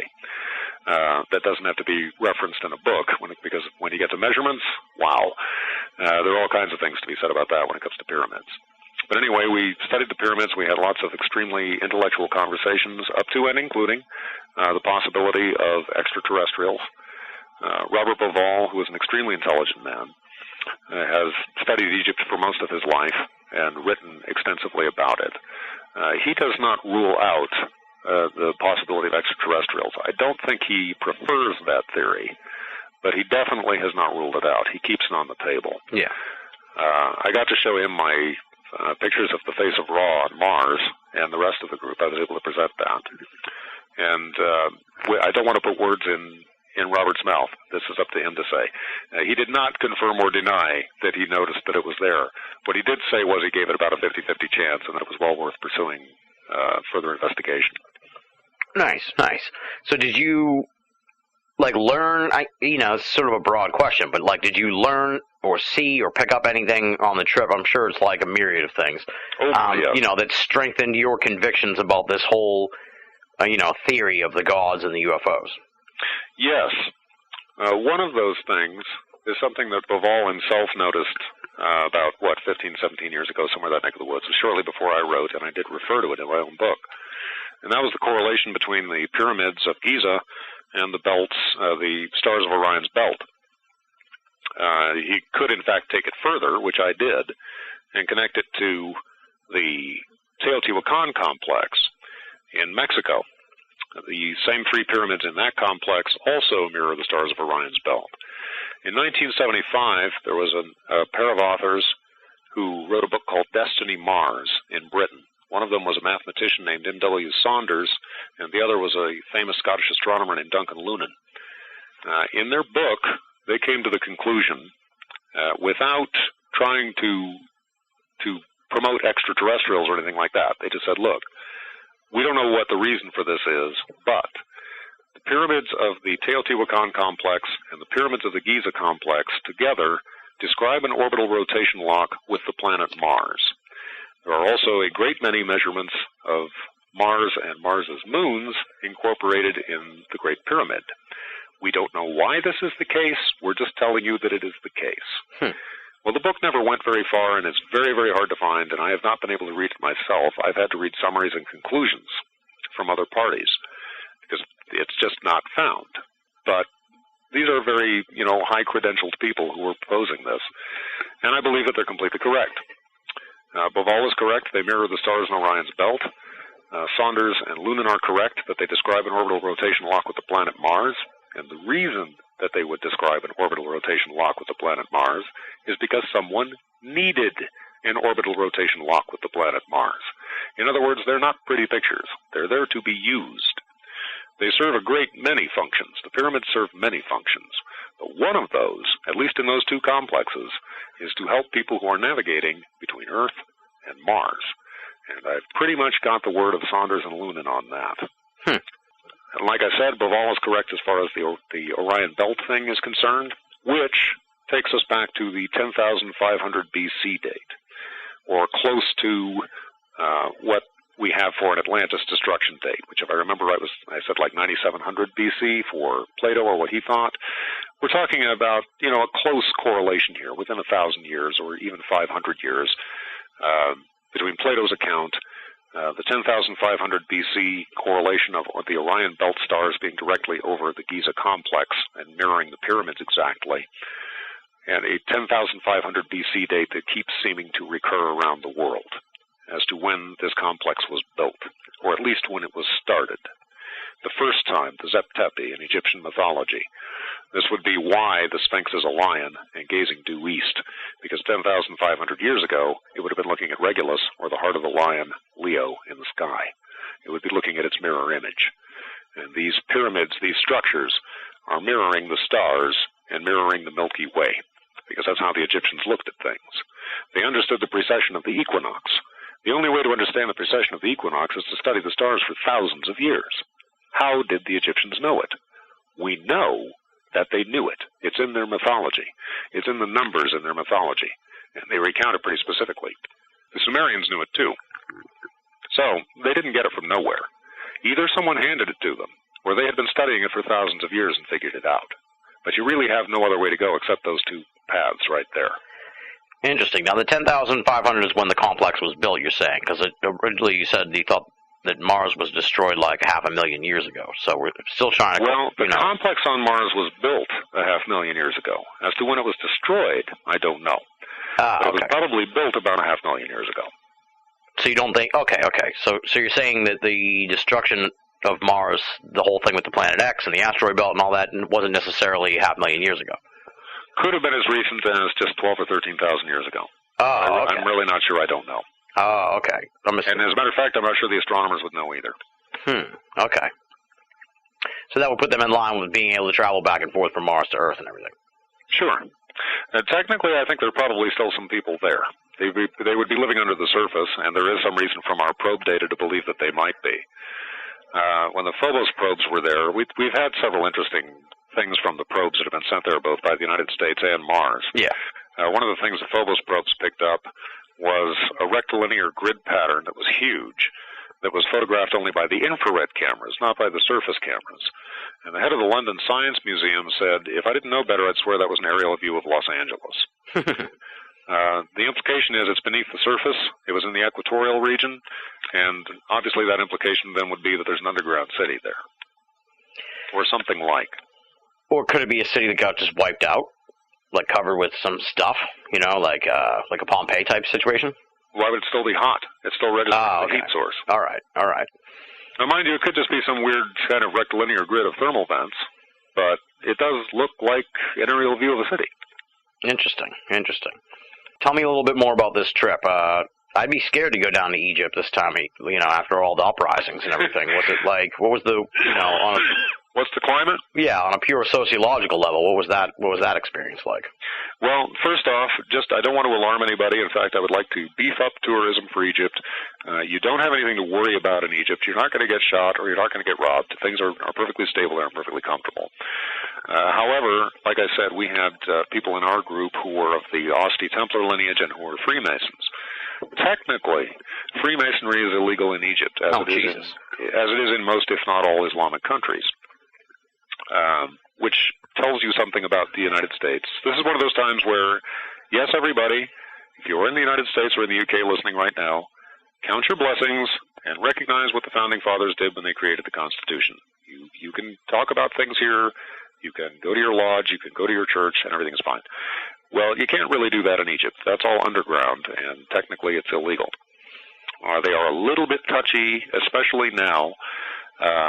The people in this particular lineage and a lot of the Freemasons, one of their primary symbols is what we call the Star of David, or the symbol of the Temple of Solomon. So in Egypt, that is interpreted as, these are Zionists. Therefore, they are the enemy. They have to be wiped out. They have to be kept out. They're dangerous. Be careful. So they're just automatically labeled as Zionists. When we were in the bus on the first night going out to dinner at an Egyptian restaurant, several of us were talking about linguistics between modern Arabic and modern Egyptian and ancient Egyptian, one of which had to do with the sound ha. And everyone was coming up with different examples of the ha sound, and of course I had mentioned l'chaim. And as soon as I did that, Robert Baval's brother, Jean-Paul, was a very nice man, and they both spent a lot of time in Egypt. Robert was born there. Mm-hmm. He just gave me a look, and he said, you don't want to say that too loud here. Wow. I egged the bus driver, and I immediately took a point and said, yeah, I understand what you're saying, and I didn't anymore. But, we just take it for granted. It's like it's not a big thing. I'm just giving an example of the sound. It's Jewish sound is like that. It's l'chaim. As well, yeah, you can talk about the ha sound, but you don't want to throw a Jewish word on top of that. Not right now, not in Egypt. They're a little bit touchy. Got to be careful about that. But no one's going to beat you up over it. I'll just put it that way. Okay, yeah. So it's not like, it's not like traveling to Afghanistan or something. It's not like traveling to Afghanistan, no. There are no active landmines. No one's running around with guns. No one's going to shoot you. You're fine. Yeah, and I think they probably like people who come to see the pyramids. I mean, that's like absolutely. Yeah, they don't want to upset the tourist business because that's all they've got. That's literally all they've got. Seriously, Egypt is a third world country. They're very poor.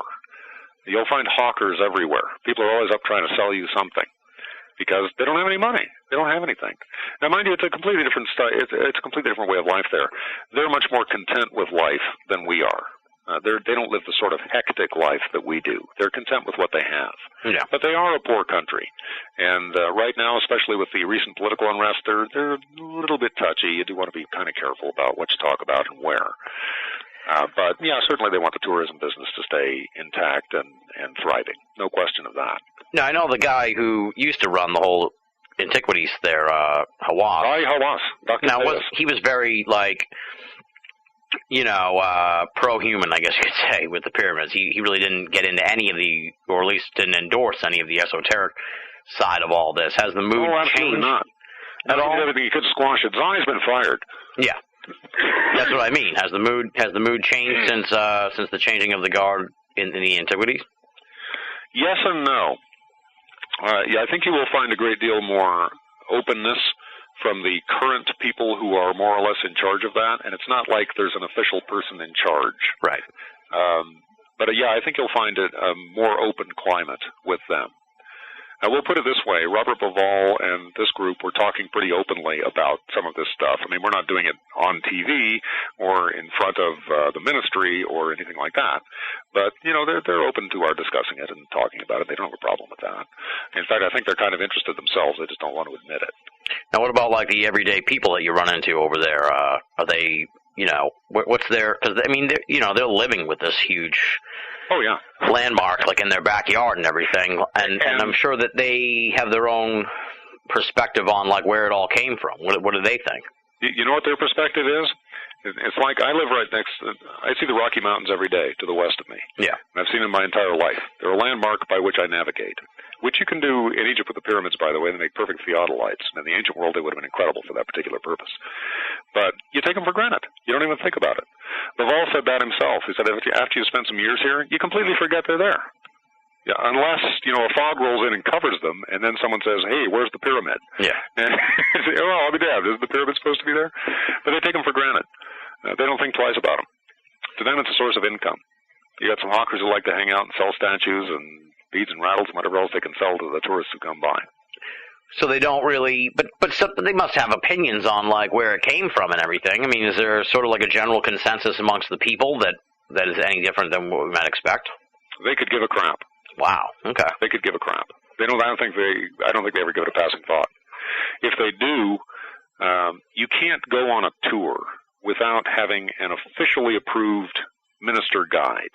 And what that officially approved minister guide is just someone who has memorized the speeches that come from the standard traditional Egyptology handbooks.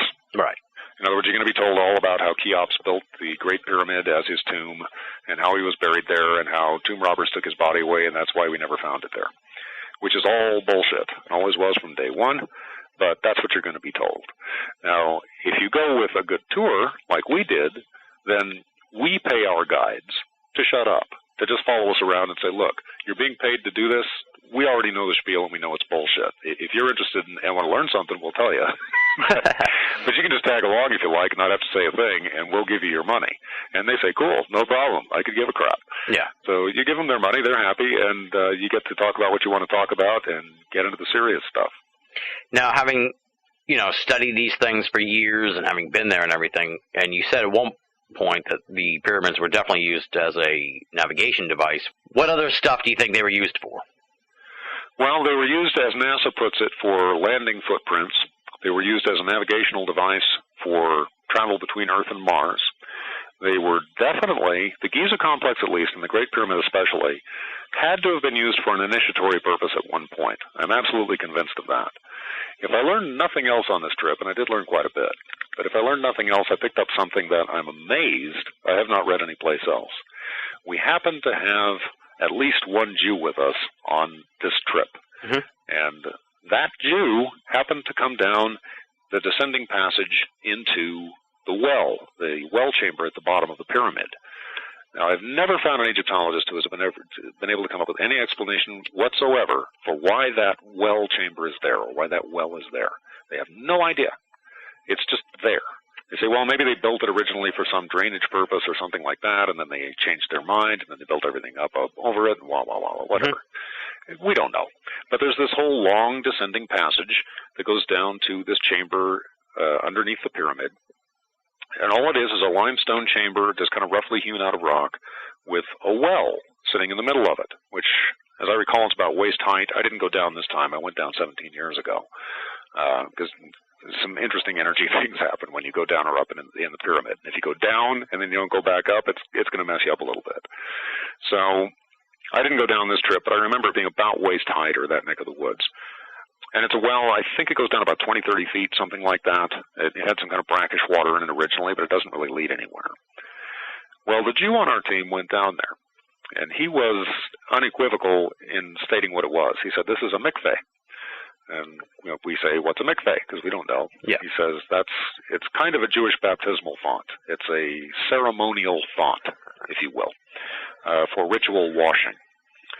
Well, what would a ritual washing font be doing at the bottom of the pyramid in this descending chamber? Well, if you know anything about initiatory bodies, and I do, then that would be because you're performing initiations there. That's where you start the initiation. You go down there, you get your baptism or your cleansing, and that starts you on the journey. Then you would climb up that passage, and then you would go up the other differing passages, ending in the king's chamber, which makes perfect sense out of why the entrance into the king's chamber is so low. It's got this very, very low tunnel that you have to stoop to get through. And this is part of the initiatory process as well. You always have to stoop. You're humbling yourself in order to enter the Holy of Holies. And it's like Indiana Jones in the Last Crusade. Only the penitent man shall pass, and he falls to his knees, and the saw blade goes over his head. It's like that. Yeah. So that's why they would build that passage so ridiculously low, because it has an initiatory purpose. And these are things the Egyptologists have never been able to make sense out of. They look at, well, why would they do it like this? Why are they doing it like that? That's why. And I'm sure there were lots of purposes. There was a lot that they were doing with these pyramids. They were using them for astronomical observation. That's why you have the sight lines that go out from the Queen's Chamber and the King's Chamber to the different sides of the pyramid that are sighting specific star complexes at that 10,500 BC date, and possibly about mid-3rd or mid-4th century BC also. That's debatable. Or millennium BC, excuse me. That's debatable, but there certainly were sighting stars out of those particular lines that go out to the outside of the pyramid. So it was being used for astronomical observations. It was being used for ritual initiations. It was being used for interplanetary steerage in order to get from one planet to another, and navigation. It was being used for theodolites. In the ancient world, you could see the pyramids, especially when they were covered in their 100 inches of white limestone all over. You could see those damn things all across the ancient world. It's a flat desert, for God's sake. You're coming from hundreds of miles away. You see the damn pyramids.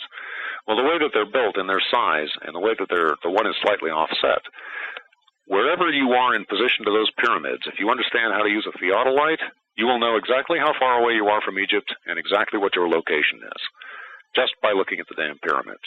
What's a theodolite? What now? What's a theodolite? A theodolite is very simple. It's a surveying thing. It's like a plumb line. Okay. If you just hold out a string with a weight on the end of it, and if you're accustomed to gauging the size, what you do is you hold that up next to something recognizable like the pyramids. Well, if you know how big the pyramids are, and you hold this plumb line up to them from wherever you're at, then you can tell by relating the size of your plumb line to the size of those pyramids exactly how far away you are. And you can tell by looking at the relation of the pyramids to each other exactly what direction you're in. Just like looking at the Rocky Mountains, I always know I'm looking west. Well, if I'm looking at the pyramids, depending on their orientation, I can tell you just what direction I am, northwest, northeast, south, whatever. And I can do this from hundreds of miles away. So they're as good as navigational beacons on land as they are from space. The United States Air Force, this is fun, I love this one. The United States Air Force Equal Service Projection Map shows the pyramid, I have this in my book, dead center of the Earth's landmass. It's dead center of Egypt's landmass, and it is dead center of the Earth's landmass. It's oriented north, south, east, and west better than any structure that has ever been built before or since. Why? And how did they know that? If they didn't know the world was round, how could they possibly know where the center of it was and build a pyramid there? I don't think they built it. I think the aliens built it. That's exactly what I'm saying. I know. I'm in agreement. I'm just saying, they're just too advanced to have been made by the people that we have portrayed the ancients to be. It's a whole contradiction in a sense. I'm surprised. I'm amazed, really, that humankind, I guess, has kind of forgotten about this in a sense, or is too busy with pop culture and mortgages and everything else to really tie it all in, and figure this all out. A lot of it was destroyed by the establishment. For instance, there was a mythical figure named Wotan, which sounds exactly like Wotan or Wotan in the Norse mythology, and fills pretty much the same function. He was a god of writing and learning. He's a lot like Thoth. He was in Mexico sometime in the past, and he is spoken of as a god. He wrote some tablets and wrote some books that he left behind containing all of his wisdom, and these were burned by the Bishop Núñez de la Vega in the 17th century, along with a lot of other learning structures that have been destroyed. We've had it to happen here in Colorado. We've got some sites that have apparent Celtic Ogham writing that have been sandblasted or destroyed. You'll find the establishment always destroying these things over the ages. We invaded Iraq. What has happened to the Baghdad battery? What has happened to all of the clay tablets? What has happened to all of the things that were in the museum? And 6,000 years of history. Where are those now? No one knows. They've either been destroyed or they've been looted, they've been sold, they're sitting in somebody's vault. They're gone. 6,000 years of history wiped out just like that. Yeah. Well, it's beneficial for us not to figure it all out or think about it, or it's we're talking about thousands and thousands of years of time, and it sort of drives home the insignificance of one small human life in a sense. Too. Entire epochs of time, yes. When we're talking just 10,500 BC, we're talking 12,500 years ago. We might as well be talking a million. When we're talking 500,000 years ago to the Mars complex, we're talking epochs of time so vast we have no conception of them. You have to understand, when Alexander the Great went to Egypt, the pyramids were as ancient to him, as distant to him, as Alexander is to us. And he had even less understanding of what those pyramids were than we do. That's powerful stuff, yeah. Yeah, when you think about it, it's pretty amazing. When you're sitting around the Thanksgiving Day table, does this mean it? Do you actually mean this when you say this? Mom, can I help you with anything? No, of course. You don't really mean that, do you? No. You're listening to Banal of America Audio.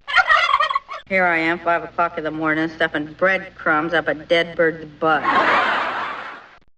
It's also kind of amazing that you talk about things being destroyed and stuff, and it's stunning in a way, too, that they've managed to survive all this time. You'd think that, I don't know. I mean, you saw, they had those really amazing, Buddha statues in I think, Afghanistan, and the Taliban, destroyed them for, religious reasons. Yeah. It's scary, almost, in a sense, that no one's tried to destroy the pyramids or destroy the Sphinx or something like that. They have. I'm sure they have, but, If you look at the pyramids, what you'll notice, I sent you a picture of me in front of them with a camel with a silly grin. Mm-hmm. Or is that me with a silly grin? One of us does. Oh, wait, we both do. Anyway, there I am in front of the pyramid. You'll notice it's these, ragged blocks. They're all perfectly fitted together, but it's these levels, these tiers of ragged blocks. Originally, there was 100 inches of white limestone all the way around all of those pyramids, and they were smooth all the way up. All the ancients referred to it that way. Well, after Caliph al-Mamun broke into the Great Pyramid in 820 AD and didn't find any treasure, they went to an awful lot of time and trouble and pretty much found nothing. So they ended up stripping all the white limestone off the outside of the pyramids to build mosques with, which you'll find some beautiful mosques. If you drive through Egypt, they're everywhere. You got these beautiful white mosques everywhere. And that's all with the limestone casing from the pyramids that they built that. So they did kind of pull them apart, at least on the outside. And it's only by vandalism, basically, that we managed to find the interior of the Great Pyramid at all. We didn't know where the opening was. We didn't know anything about it. Caliph al-Mamun, going on the basis of the historical records and the legends, decided where the opening must be, and it took him a long time fiddling around with that to finally manage to break through to the interior of the pyramid. That's how we get into it today. We wouldn't get into the pyramid today or know what was in there to even be discussing it if Khalif al-Mamun and his men had not spent a hell of a lot of time and a hell of a lot of effort breaking their way in there. Interesting. I mean, you think there's probably stuff in there that we haven't been told about, I presume, too, you think? Like secret rooms and secret chambers and all kinds of secret stuff. Entirely possible, yes. Well, just for starters, how long ago was it? And again, bringing up Robert BOAA.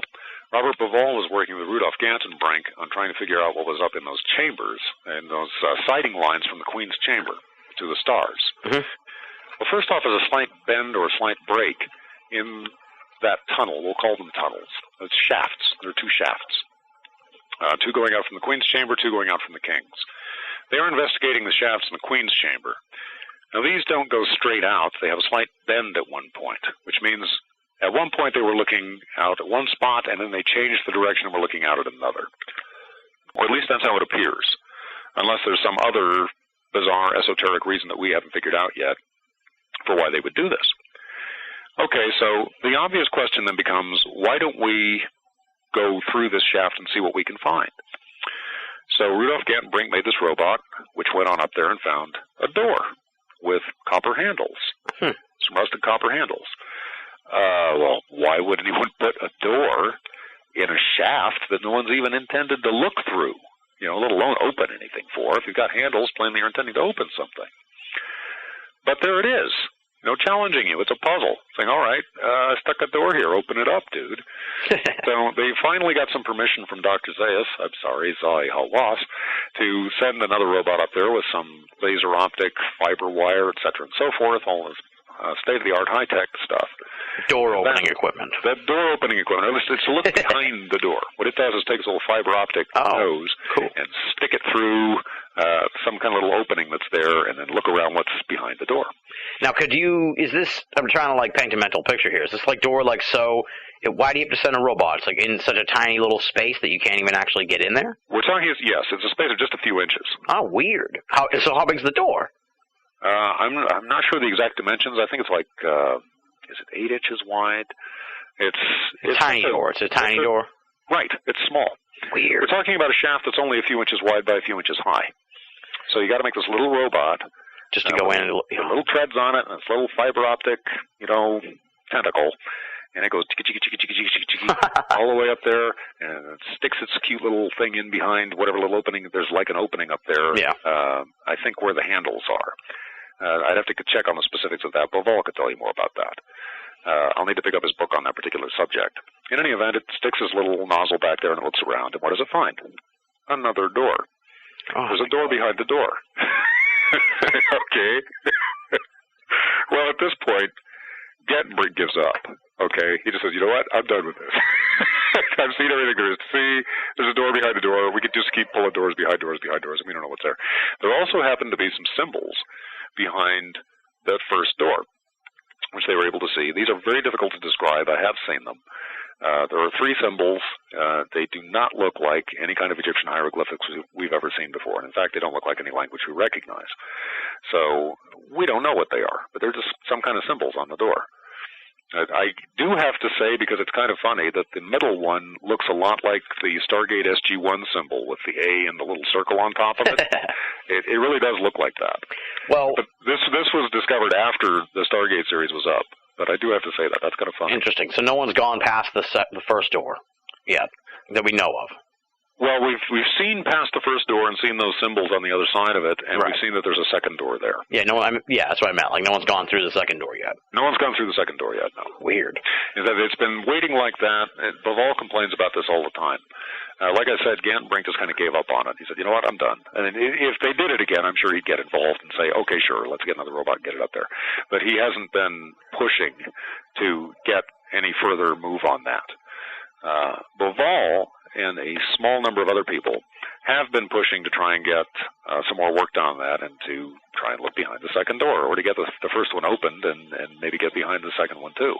In other words, they want to go further with it. And I don't blame them. I would like to go further with it too. To me, it's a puzzle.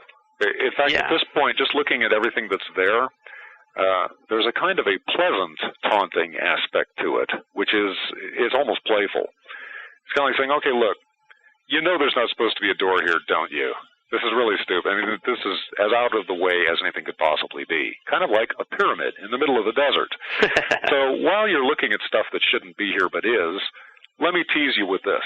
See this door? Guess what's behind it? Another door. You want to keep looking? Come on, you know you do. So, yeah, I could be holding the football for Charlie Brown to run up and kick, but by the same token, I think there's actually something back there, and someone's just been waiting for us to come find it. Yeah, that's weird. Now, I presume this shaft, because you have to make a robot to go in there, is like so long you can't just stick your arm in or anything like that. Oh, no. We're talking, many feet. Yeah. Hundreds of feet. I mean, it's a considerable distance. I don't know the exact dimensions on that, but... it just makes you wonder how they expected people to even get to the little door. Why would you do it? When you look at everything in Egypt, this is what's funny. You're always stuck with the question less of how, and that is always in the back of your mind. How the hell did you guys do this? We cannot build pyramids. We can't do it today. How did they do it? We don't know. In all that sand, rock, and papyrus, not a single record of how they built the pyramids or how they lifted all these incredible weights and put them into place the way that they did. Not one record.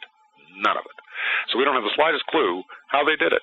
And Jean-Paul Beauval, who is a professional engineer, he's constantly raising those questions. He'll just kind of illustrate the point that this can't be here. And then when you say, well, how did they do it? He'll just kind of shrug and say, it was easy. And then I like to throw the question myself with a grin on my face and say, okay, what was that easy way? And then he just smiles back and he says, I don't know, but they did. It was easy for them. That's the point. We don't get it, but whatever they were doing, it was easy for them. If it wasn't, they wouldn't have done it with blocks that big. It just wouldn't have been practical in any way, shape, or form. But once you get past that question, like, how the hell did they do this? You're still left with the other one, which is why. When you go someplace like Medum or Dashur, these are right next to each other. They are in the middle of the desert, in the middle of fucking nowhere. Mm-hmm. I mean, this is bumfuck Egypt. When they are talking about bumfuck Egypt, this is where they mean. Medum and Dashur. You've got nothing but sand, dirt in every direction. Nothing there, except two pyramids within sight of each other. One of them, the bent pyramid, is one of the freakiest looking things you will ever see in your life. That was just bizarre beyond words. That's also been substantially vandalized. Toward the bottom section, up about, I'd say anywhere from about 30 to 50 feet.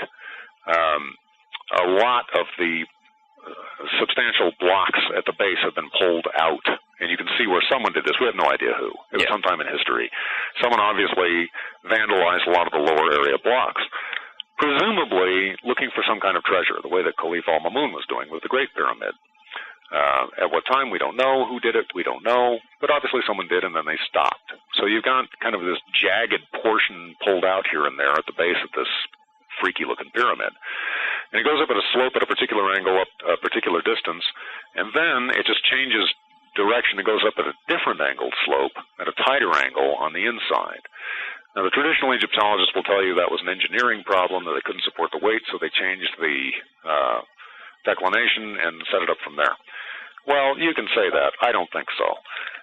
To me, it looks like a pyramidion on top, which is what you see at the top of obelisks. You've got these long rectangular obelisks that stand high up in the sky, and then this little pyramid on top of it. Yeah.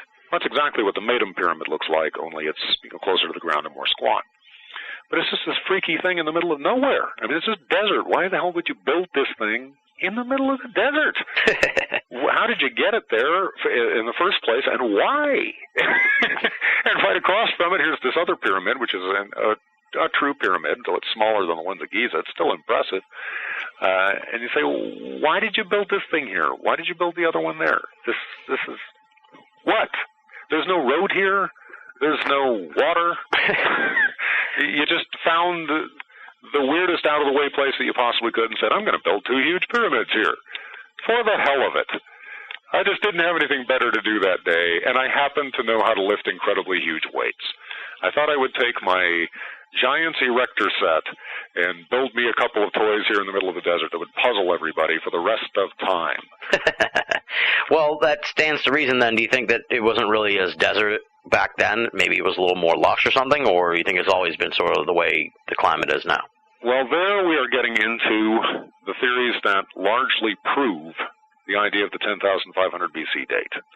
And that has to do with the dating of the Sphinx and the Sphinx Temple complex. This is where Robert Schoch comes into the picture, and Thomas DeBecke and a few other people who are geologists. They've done a lot of research on this particular topic and determined that the erosion damage to the Sphinx, this is endorsed by 300 different geologists internationally, by the way. Yes, this is with the rain and everything, right? That's right. The damage to the body of the Sphinx is not wind erosion. It is water erosion. And it is water erosion specifically from precipitation, a great deal of rainfall. Well, we're now getting back into the question of the flood, aren't we? Or where there could be this much rainfall. The only time there could have been that much rainfall where the Sphinx is, and the Sphinx had to have been where it is located always, because it is carved out of the solid bedrock. It is not moved there from different granite blocks. It's all of a piece. Mm-hmm. It was carved out of the bedrock itself. And ask yourself how you'd do that. Yeah. So here's this gigantic thing carved out of the bedrock itself. The only time we could have had that kind of precipitation, that kind of rainfall that could cause this kind of water damage would have been in the pluvial period, which is back, 11,000 BC, that neck of the woods. Now, what do you think about the Sphinx, then? Well, definitely it's extremely ancient. It had to have been built, a good 12,000 years ago. And presumably with all the other 10,500 BC indicators, probably that was about when it was made. There is a possibility that the complex was started at one point and completed at another. You'd have to get into Bauval's theories a little bit more for that to get details. I'm not sure I follow that one myself. He might be right. I tend to think that it was all built in great antiquity, but it is possible it was built in stages. It's amazing. I still am just stunned by the whole idea that mankind could go through such a period of prosperous. Well, I guess we're talking about the gods, I guess, building these things. Mankind really probably played a very minimal role in all that. But it's just amazing to think that, at some point the planet was this weird sort of thriving place where these amazing things were being built and everything. And then we went through this whole, dark age until, now, when we have the technology to even possibly try to do something like that. Until we hit the modern age. Literally. Until we hit the satellite age, I would say. Post-World War II, we'd hit the nuclear age. And then we got satellites. Once we had satellites, we could see all kinds of things that we simply had never seen before. We were able to see chambers beneath the Earth with ground-penetrating radar technology. We were able to see such things as where the pyramid is situated and how astounding that is, which could only have been done by someone who understood that the Earth is round and knew its exact dimensions. There is no other way that could have happened. That is absolutely not by accident. Just period. That was designed. It was deliberate. There it is. It's laughing at us, or it's inviting us to join the game. It's like someone leaving a message saying, okay, look, you know what this is, don't you? Then obviously we knew what this was too when we built it. And that's a form of communication right there. Interesting. Yeah, I like the way you put that. Yeah. Sort of like a calling card from whoever was here before. Right. Hey, remember us? We're still hanging around here. We still have this, our pyramids are still, we're coming back for our pyramids. Right. So. We left our erector set, in the middle of the desert. We thought we might come back for it someday. Unbelievable. It's just amazing. You wonder if we'll ever get to the point where all this is like the way the mainstream thinks, or if we're always going to be in the dark about this stuff. Very interesting. Since you bring that up, you know what's funny? Bauval and John Anthony West and Schoch. Schoch doesn't even enter the Egyptology question. He doesn't care. He could give dick about Egyptology. He just cares about geology. So when it comes to the Sphinx, he doesn't give a damn how to explain it. He's just telling you this is how old it is.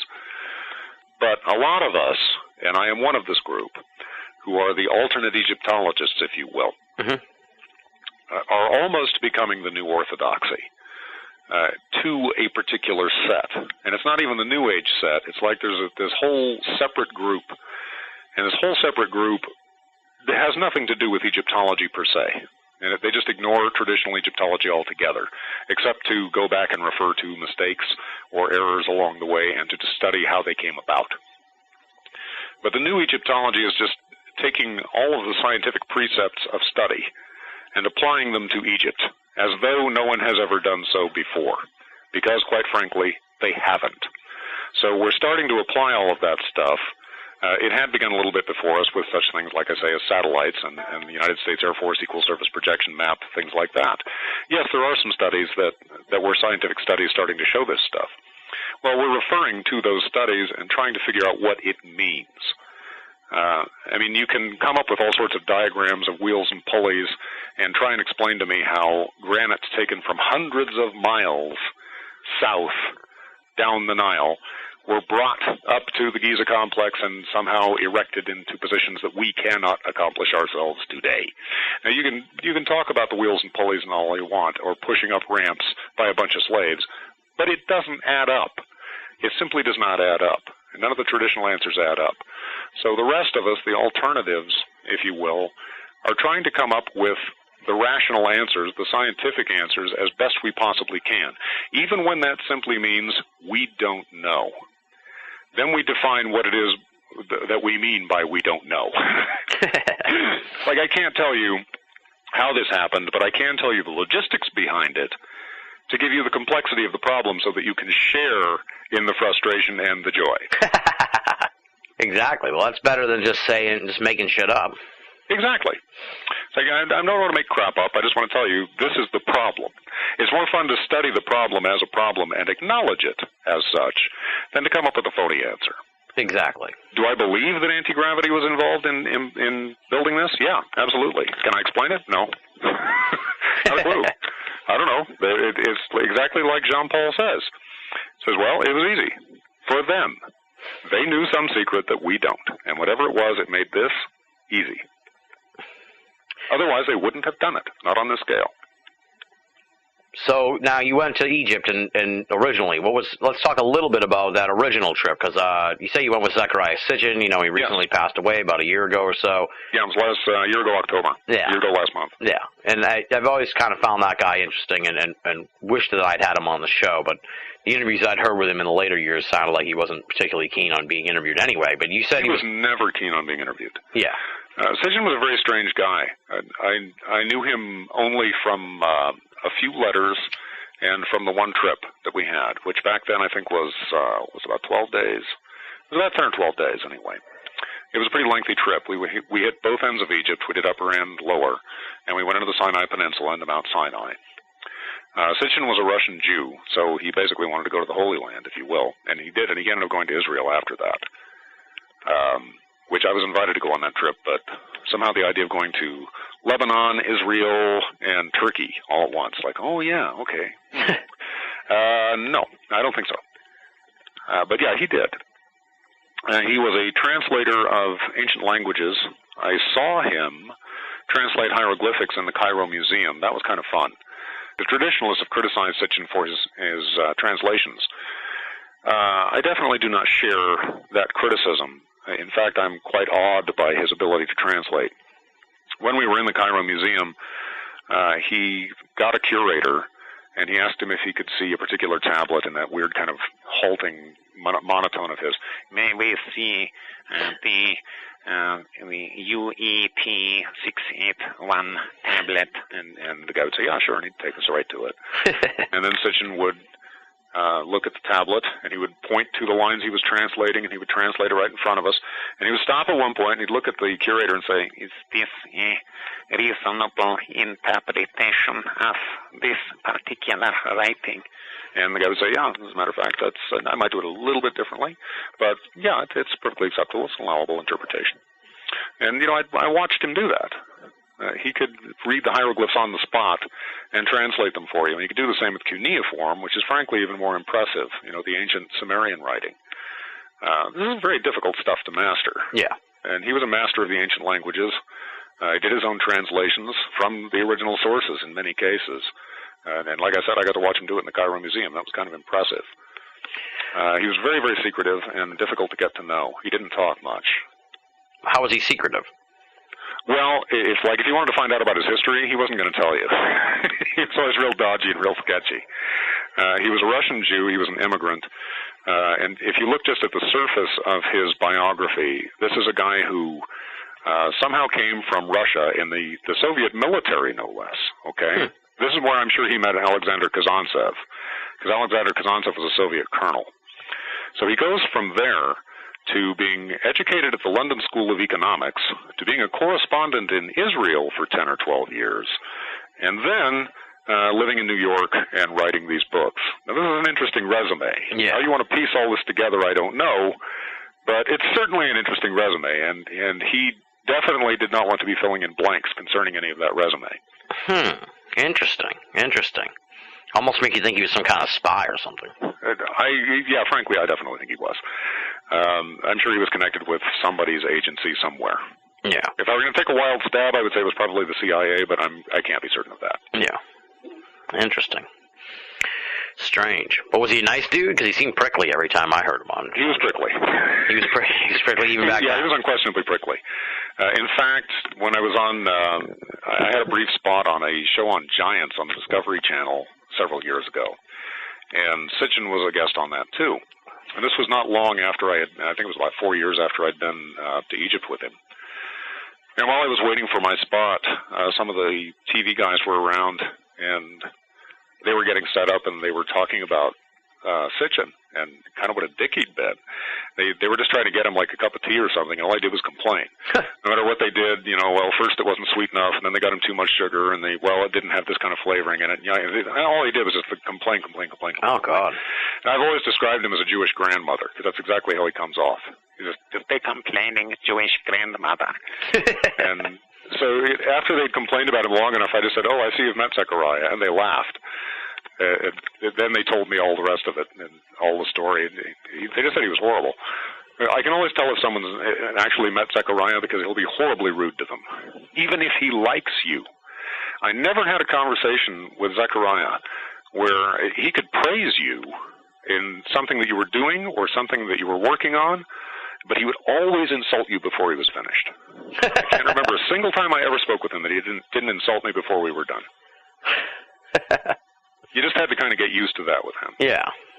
You wait and you know it's coming before you know you're going to get it anyway. So right. Yeah. I know you're throwing kind of faint praise at me now, but I know you're going to damn me later.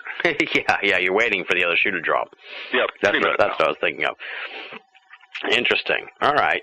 So, we should touch a little bit, I guess, on obviously the Rux trilogy and the whole theory that the government knows about the aliens and they're seeding essentially what you've been telling us here for the whole conversation so far, this whole thesis, I guess you could say, that it's all been intentionally seeded in pop culture to acclimate people to the idea. So, how about a little update on that? Have you seen that sort of come further now in the last couple of years since we talked? Well, it would help if I had some specific titles thrown at me, because I see so many of them. Well, what's jumped out at you that you were like, wow, that really nailed it? Anything you can think of in particular? Well, I get struck by different things than other people might. For instance, I see the Green Lantern, or Thor, and I'm looking at an entirely different movie than everyone else is looking at. The Green Lantern especially I'm kind of fond of. I've always liked DC anyway, the DC Comics and the superheroes. They kind of own the cape and cowl business, or used to. Green Lantern's just an interesting character because he's pretty much a UFO abductee who gets turned into a superhero in the galactic community. I just kind of like the way that they handle him. I think they do a pretty good job with it.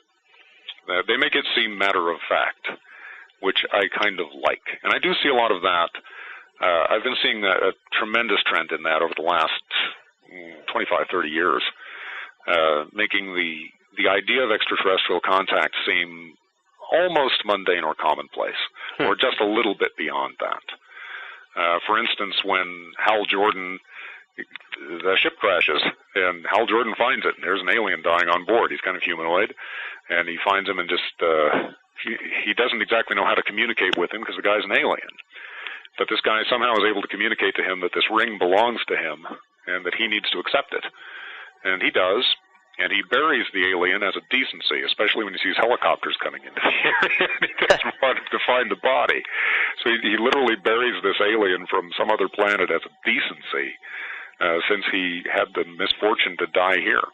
And the next thing he knows, he's kind of been, the ring kind of takes possession of him, and he finds himself abducted to a slab someplace and has procedures done on him, and suddenly he knows stuff that he never knew before, and he's able to do things he was never able to do before. And he's talking to various non-human parties who are very intelligently communicating with him and saying, well, yeah, we've been around for a long time, and we've never actually had a human here before, but welcome aboard. And it's all kind of just matter of fact, and I sort of like that approach. I think they're doing a pretty good thing with that. Interesting. Okay, how about the movie Paul? Did you see that film? Because that's like really rich. I love Paul. I'm so glad you brought that up. Yes, Paul that's probably my favorite alien comedy ever. Interesting. Okay, so that beats out Mac and Me? Which one is Mac and Me? Keep me straight. That's the one with the kid in the wheelchair, and he like goes over the cliff. Oh, it was the terrible E.T. ripoff. Oh yeah. This is so much better. It isn't even funny. Yeah. Seth Rogen finally was perfectly cast as something, and playing Paul was it. He just had the right voice and the right attitude and made it all work. And again, it's that matter of fact thing. Here's this alien who crashed, back in Roswell, and he's been held prisoner ever since, giving Steven Spielberg his ideas, who is presented as, just kind of a yutz. Like, oh, hell, that's a good idea. I could do something with that. Yeah, whatever, dude. And he finally gets away. And what does he want to do? He just wants to go home. He wants to do the E.T. thing, but he's really kind of matter-of-fact about it and laid back. Yeah. And he's having to do it all clandestinely because he is being pursued. And the people pursuing him are not very nice. They're men in black type. Casting Sigourney Weaver as the head of that particular agency I thought was sheer genius. And they put so many different nerd-appealing phrases in there. They were doing all kinds of homages to different sci-fi movies from the past. It was just a delight. The entire cast was wonderful. I thought it was an excellent script. It had me laughing nonstop. I just loved it. But it was the homey familiarity of it that made it work for me. Well, here's an interesting sort of take on things too, because in Hollywood versus the Aliens, you mentioned sort of like a change of perspective as presidential administrations change, and yes, since the last time we talked, I think the Obama administration was just starting. Yeah. So have you seen any sort of thematic change in the portrayal of the ET story? Well, in general, it would be exactly what we were just talking about, which is what I usually come to expect from a Democratic administration. The Democrats in general, this is a generalization, but it does hold to be true. They tend to do the more interesting examinations of ET questions and the more down-to-earth, if you will, asking the practical questions and making it interesting. Where in Republican administrations, it's usually a scarier thing, and we're being invaded, and we need to hold up guns against them and all of that. Yeah. I don't want to go too general with that, but yes, it does kind of apply. And under the Obama administration, what I'm noticing more of are things like Green Lantern or Paul or the more interesting sort of examinations of extraterrestrial contact. There are exceptions, of course, and there have even been, there's one coming out now, I can't think of the name of it. It's set in Russia. I've seen some previews for it, but I can't recall its name. Where we have invisible aliens coming down and stealing our electricity. It's kind of a redoing of Kronos, if you remember that particular movie back from the 1950s, where a giant robot comes from space and sucks up all our energy. So they're kind of replaying that thing with a bunch of invisible aliens, and it's just another War of the Worlds. They recently had something a year or two ago with things coming down out of the sky and giant robots destroying everybody, and I can't remember the name of that one either. And it's the standard War of the Worlds BS, which can be kind of fun if you do it right. Oh God, what was that other one? Aaron Eckhart was in it. Is this the Cowboys and the Aliens? No. Cowboy, that was weird. That was just bizarre. There was a better thing of Cowboys and Aliens that wasn't called Cowboys and Aliens. It was Invasion Arizona, I think was the name of it. Interesting, okay. James Marsters was in it. I think it was on Sci-Fi Channel. I ended up renting it. I'd never heard of the damn thing. It was just kind of recommended to me on Netflix. So I rented it, saw it months before Cowboys and Aliens was coming out. And I just loved it. I watched it and said, this is a really good film. It was set, in the Old West, 1860s, 1870s, somewhere in there. And sure enough, you got alien machines running around and basic flying saucers, and a bunch of cowboys who don't know how to interpret it, but who gradually figure out that, these guys are from some other planet. And they did a pretty good job with it. Then I saw Cowboys and Aliens, and I said, wow, much bigger budget and not as good.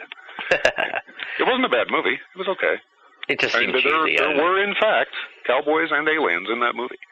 I saw it, and there they were, so the title did not lie. Yeah. The whole idea just struck me as so cheesy. But it came from a comic book, right? So, I mean, yeah, it came from a you can't really novel. blame Hollywood being ridiculous this time around. No, and the irony is that the Invasion Arizona, I'm not even sure I have that title right. The irony is that probably was came from the same Cowboys and Aliens thing in anticipation of a movie being made off of that same graphic novel. In other words, it beat it to the punch, and I think it did a better job.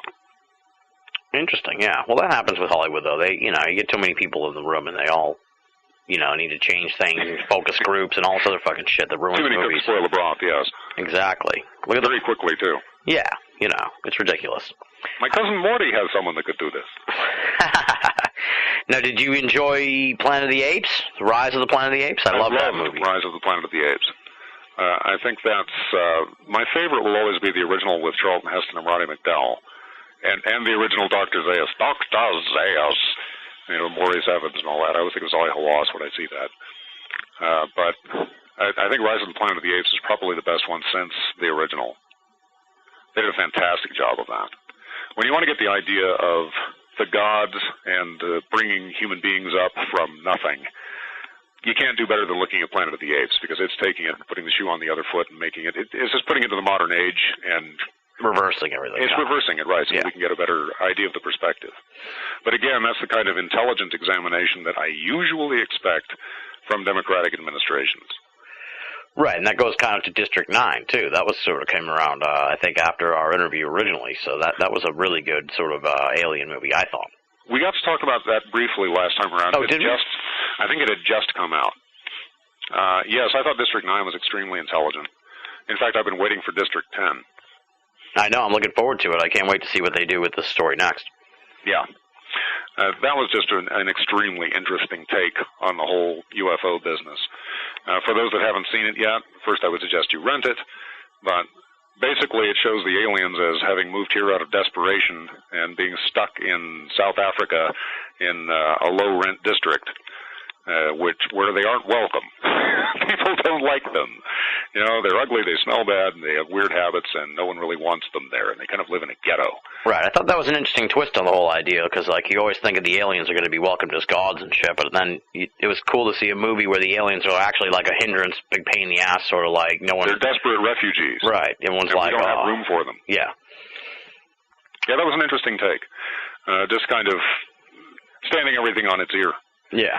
What I like about this kind of presentation of UFO stuff is it forces people to think, and it forces them to think in practical terms. It's like, look, you have a preconception in your head, but what if we're looking at something more like this? Right. You wonder what the whole agenda is, though. If I guess they want people thinking about the big questions, even if the power brokers know the answer already, in a sense. That's my take. Yeah, I think they already know. They like to spin it however they want to spin it in whatever administration or according to whoever's vision. And it's never just one man who's in charge of this. There's obviously a committee, but whoever the president is going to pick people who are largely on his same page, would be my guess. So you're generally going to get that shaped from the top. Not dictated per se, but shaped. And right now, I think they're doing a pretty good job. I like the direction they're headed with it and how they're handling it. And I hope to see more of that.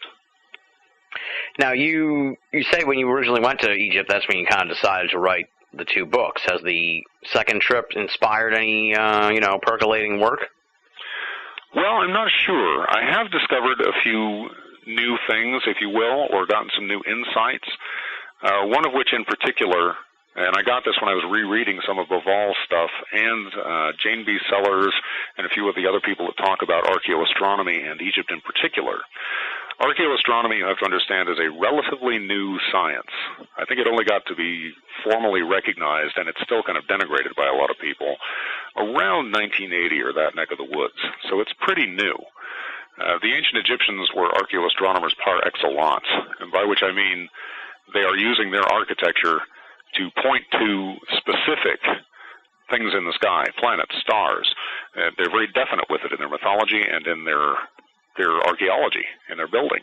Well, one thing that I'd noticed, and I had a little bit of trouble with this when I wrote my first book, In Architects, I had noticed that the underworld was always to the west, but that the journey to the underworld, at least in the Egyptian mythology, was by way of the east to get to the west, and that always struck me as kind of odd. And I did mention that in my book. I devoted a few pages to it just to be honest and to be clear and thorough. But I think I figured that out. The underworld itself, when it is referred to as the underworld, is always to the west. The journey to the east generally refers to the stars. It's like there's the planet underworld and there's the journey through the stars. So there's a stellar orientation and there's a planetary orientation. When we're looking at the pyramid texts, which is where a lot of that comes from, and all the references to the east, that's where we're looking at the stars and not at the planets. When we're talking about Osiris and the underworld and the specific afterlife journey, that's always located to the west. So at least I've started to get that a little bit better delineated than I had it before. Okay, but no massive Bruce Ruck's tome in the works or anything like that? No, not really. I think I've pretty well covered everything. There are a few little tweaks I could give here and there and some updates, but I wouldn't know how to, unless I wanted to pull a Sitchin, and Sitchin used to do this kind of thing all the time. In fact, a lot of authors do. I don't even fault them for it. There's nothing wrong with it. It's standard. You just take the stuff that you've written before and kind of reword it, rephrase it, and put it out again. Yeah. And you can pretty much do that endlessly. And if I wanted to do that, I suppose I could do that, but for some reason, I don't know. I just feel kind of dishonest if I did. Well, that's one of the things I like about you, and I think a lot of the listeners do as well, and especially the folks who have written in and stuff. It's like you came to ufology, you wrote these books, and then you left. Like we talked a little bit about this in the Bruce Ruck's trilogy, but I still find it really fascinating and refreshing and cool that you kind of came to your conclusions and then you're like, I'm out. I don't need to get mixed up in all this anymore. Well, it was a lot like Shock with the geology of the Sphinx. He's discovered what he discovered, and everyone else wants him to make some sort of pronouncements in Egyptology or wants to tell him he's wrong because of Egyptology. And his only answer to that is, look, I'm not an Egyptologist, I'm a geologist, and I'm telling you this is the geology. I don't care about the Egyptology. I'm just giving you what I know. Right. But having left ufology, what's your take on, this is sort of, I don't know if we explored a lot of this in the original conversation, but what's your take, I guess you could say, on the field of ufology, on the pursuit of trying to unlock what you think you've already figured out? I think that the field has always been incredibly weak, and I say the same thing about Egyptology when it comes to studying Egypt or anything like that.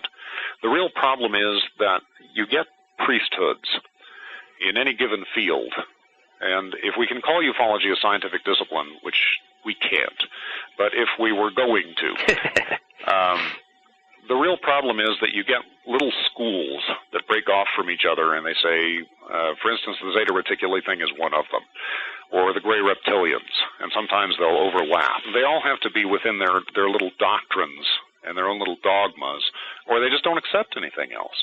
Jacques Vallée used to complain about that all the time. For instance, when there was examination of the humanoids that were coming off of UFOs, the grays were very frequently being talked about, and God knows they are seen quite a bit.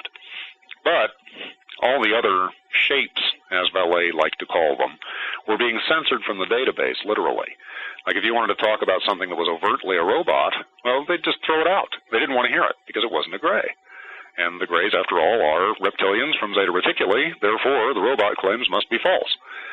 They just reject what they don't want to hear, what doesn't fit into their narrow scenario. And that's typical of any priesthood, as I like to call them.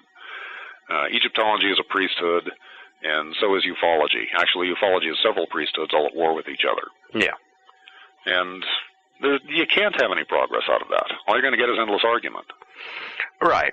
Part of it's, too, is that it's like an amateur science or even like an, I don't know, it's sort of like a weird, if it's a religion in a sense, it's a weird sort of religion where anybody can rise to priesthood. Right. Well, and I'm no different from that. I came in from the outside. I wrote what I came up with all my observations, like you said, and I wrote them down. I crossed my T's, dotted my I's, showed all my research, and said, I'm willing to discuss this. That's fine.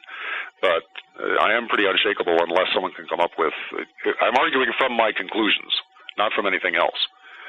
If you want to attack my conclusions, fine. And if you want to go after the arguments, fine. But I'm not a ufologist per se. I'm not someone who's going about studying all these various different theories. I've already come to the conclusion on what those theories mean and what they represent, what the answers are. Yeah. That's why people like you. That's why people like hearing from you on the show, because you're not pitching a new book, or you're sort of like not, I don't know, it's hard to explain, but you have your perspective on this, and you admit when you don't know something, but at the same time, it's like you seem pretty adamant that the conclusions you've come to are the actual conclusions, which I find interesting.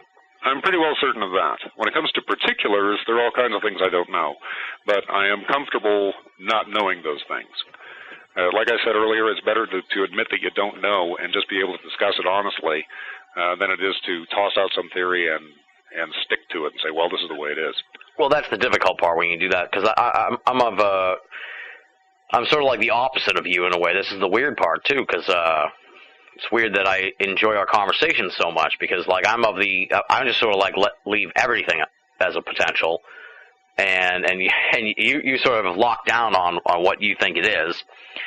But either side is, I think, in a sense, almost healthier than sort of constantly having to like fit the latest news into your vision almost. Yeah, and I see an awful lot of that taking place. That used to be the problem with Art Bell. Obviously, if you're running this kind of show, and you're sort of stuck in the same position to a certain extent, you really can't commit to any particular theory, because you have to be open to everyone else's theory in order to have your show. That's how you're able to present everybody else's theory, because that's what your show does. So there's a certain amount of that that's understandable. In Bell's case, he just kind of went crazy with it. He was three-ring circus. That's where, and this week, a man who believes in Martians. Next week, from alternate dimensions, aliens from Zeta Reticuli. In this ring, he's just pointing from one to another, and it's just another dog and pony show every week. But there is a built-in problem with this particular kind of format, in that if you commit to a particular kind of theory, then you're no longer a format that is presenting different theories. Right, exactly. You're not really trying to get to the bottom of all this. You're just trying to reinforce whatever you believe in. Right. And I see no problem with that. In fact, I think it's fair, good, and just that everyone gets their chance at the pulpit to say whatever it is they have to say. Now, ideally, I would hope they do the same thing that I do, which is, if you think you've got something, nail it down. Present your court case. Cross your T's, dot your I's, put it all together, and present a case. Make a book out of it, because then we have something that we can go over and discuss. Then you have what is called falsifiable information. If I find something wrong with your presentation or with your facts, I can falsify them. In other words, I can say, you're wrong as far as this goes. Or, well, I see your point on this, but I may disagree with the interpretation. The point is, you have a bedrock from which to operate. Right. You have a foundation from then you begin your discussion. Right. We kind of talked about how steadfast you are in your theories. Is there anything that would come along that would like fundamentally change your thought, unless like the aliens landed and they were like, no, actually, Bruce, you're wrong about that. We come from France or something, like. Well, that would definitely do it. Yes, that would definitely change my mind. Again, that's falsifiable evidence. If they actually showed up and shook hands with me and happened to pee out of their finger and all that other stuff, I'd say, well, okay, I guess I was wrong. Or at least I'd say, okay, so that's you guys, but are the other guys out there too? Yeah. So I don't know. The only thing that could really change my mind on it would be a more solid argument. And I have not found that. Well, exactly, yeah, because it's I find your theories to be particularly strong, because a lot of the stuff that I've heard is like, they don't take, if it's a modern UFO thing, they don't take into account the ancient astronaut part, or like you said earlier, the ancient astronaut thing really doesn't take into account the modern era, or it's like always seems like these things, little things don't get all tied in together, and you seem to really have tied a lot of the little details in. The two prominent priesthoods, the modern ufologists and the ancient astronaut bunch, are simply not paying attention to each other's arguments, because they're frankly proving each other. They're not at odds. Right, exactly. Right, because they don't, it's just strange that they don't even seem to want to. They don't want to talk. Right. I mean, I can tell you why that is. They're spooked. When you get into modern ufology, then you're getting into the question of abductions. And if you get into the question of abductions, you're opening an entire can of worms. Now, I've got those pretty well figured out as far as I am concerned, and can make sense of them, equating it with the ancients. Because, like I said, it is in ancient writings and mythologies. In fact, there are two Egyptian papyri, the Papyrus of Ra and the Papyrus of Ani. They're both the Papyrus of Ani, basically, but they're telling the same story. And the story that they're telling is of what amounts to a UFO abduction. And the UFO abduction goes like this. The Ethiopian viceroy and the pharaoh are having some kind of a conflict. So the Ethiopian viceroy goes to his magician, and the magician makes quote-unquote model men and animates them by his magic. They fly on the clouds at night, pick up the pharaoh, beat him with sticks 500 times, drop him back off where he came from a couple hours later. When the pharaoh wakes up in the morning, he's got all these marks on his body, and he's sore. And he calls all the courtiers in and says, what the hell happened? Because he doesn't remember. But then he gradually recalls what happened to him, that he got picked up and that these model men did this to him. And everyone thinks he's crazy, except his court magician. His court magician says, look, I know exactly what happened to you. The court magician of the Ethiopian viceroy did this to you. I'm going to give you an amulet to prevent that happening again, and I'm going to do the same thing to him. And he does. Well, what I've got here, I have a story of a UFO abduction, a modern UFO abduction. I've got something that flies on the clouds at night, picks up a given target by model men or robots, performs procedures on him that leave marks. They are recognized the next day, but the person doesn't remember how they got there. The memory gradually comes back to him. That is a modern UFO abduction, right there. And everybody involved in the Roswell crash that saw the wreckage remains all said the same thing. They all said that they saw hieroglyphs, or what looked to them like hieroglyphs. Something hieroglyphic. I saw hieroglyphic writing. I saw something like Egyptian writing. Every single one of them said that. Well, there I've got a connection all the way back to the ancient world, back to ancient Egypt. Mm-hmm. It all comes together like your theories here, so it's very interesting. So what do you think, then, is going on with abductions in light of the entire thesis you've laid out here in this conversation? Why would these gods be sending robots to pick up people and look at them and maybe create hybrids, if that's even, we don't know if that's on the table anymore or not? Well, hybrids, I think, is not necessarily an accurate word. It's not necessarily inaccurate either. We don't know the nature of the offspring. But the nature of the offspring at least has to be admitted as more human than anything else. All the descriptions of them appear to be human. So whether they are actually alien human or human-human, and I'd say they're human-human, but partly with humans from someplace else. In other words, they're no more hybrid than a mulatto, If a black person and a white person get together, they have a baby. It's human. Right. It's completely human. You want to call it a hybrid? Okay, you can call it a hybrid, but it's human. I don't know what else to call it. So yeah, in that sense, maybe. But as far as picking people up, or why they would be doing so, and why they would be doing cattle mutilations for that matter, because they are testing the contaminants that have been picked up by people in given regions. As far as the hybrids go, or just the offspring, let's just call them the offspring. The creation myths around the world are all pretty explicit that humankind was started here, having been brought from someplace else. In other words, a race was created someplace else and brought here, but that's part of it. There was a race that was created here to be slaves. There were people that were created elsewhere and brought here to start up life and brought to other planets to start life, and I think that something like that may still be going on. In any event, I'm not seeing anything different now than has ever been talked about in the ancient mythologies. I do think there are medical tests that are taking place primarily to determine how much radiation or how many chemical contaminants, for instance, are being picked up in given regions, because we poison our atmosphere and our environment beyond belief. Right. And they would need to have certain test control subjects to check that out. Interesting. Yeah, that would make sense, because, there's all these, the world is horribly polluted as it is, so it's like, right. And theoretically, they would be interested in what the hell, how we stand on that, because they wouldn't have access to our data, theoretically. Well, and we're one of their resources. That's another way to look at it, too. And not to be cold-blooded about it, but we are their cousins, so in that sense, and their offspring, so they have a certain sense of obligation or responsibility to us. but we are also one of their resources.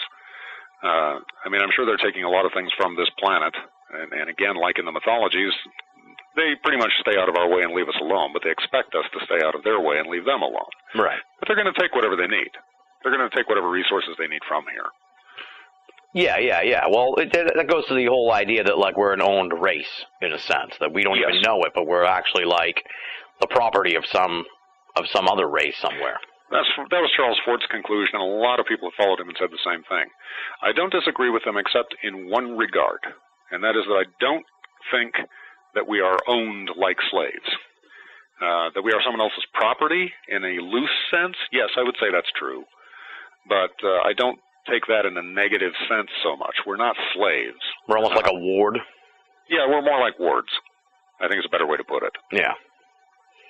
Interesting. And they're hoping that we'll grow up and become yes. well rationed, reasonable, mature adult race. Do you remember My Stepmother is an Alien? Speaking of old flying saucer movies, 1989, I think. Vaguely. One of Kim Basinger's early movies.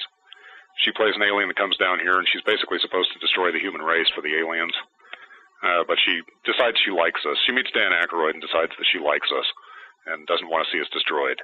Well, who doesn't like Dan Aykroyd? Who doesn't like Dan Aykroyd? There you go. So, sure enough, they get to, and, likes his daughter, Allison Hannigan, pre-Buffy. Oh, wow. And they all get along very well. So she decides she doesn't want to destroy the Earth. But one of the early lines that she has when she's talking with Aykroyd, who I think is a space scientist in the movie, I don't remember now, but she has some offhanded comment where she says, "You guys haven't even figured out Stonehenge yet." I just thought that was pretty funny. Like, you don't even know what this is.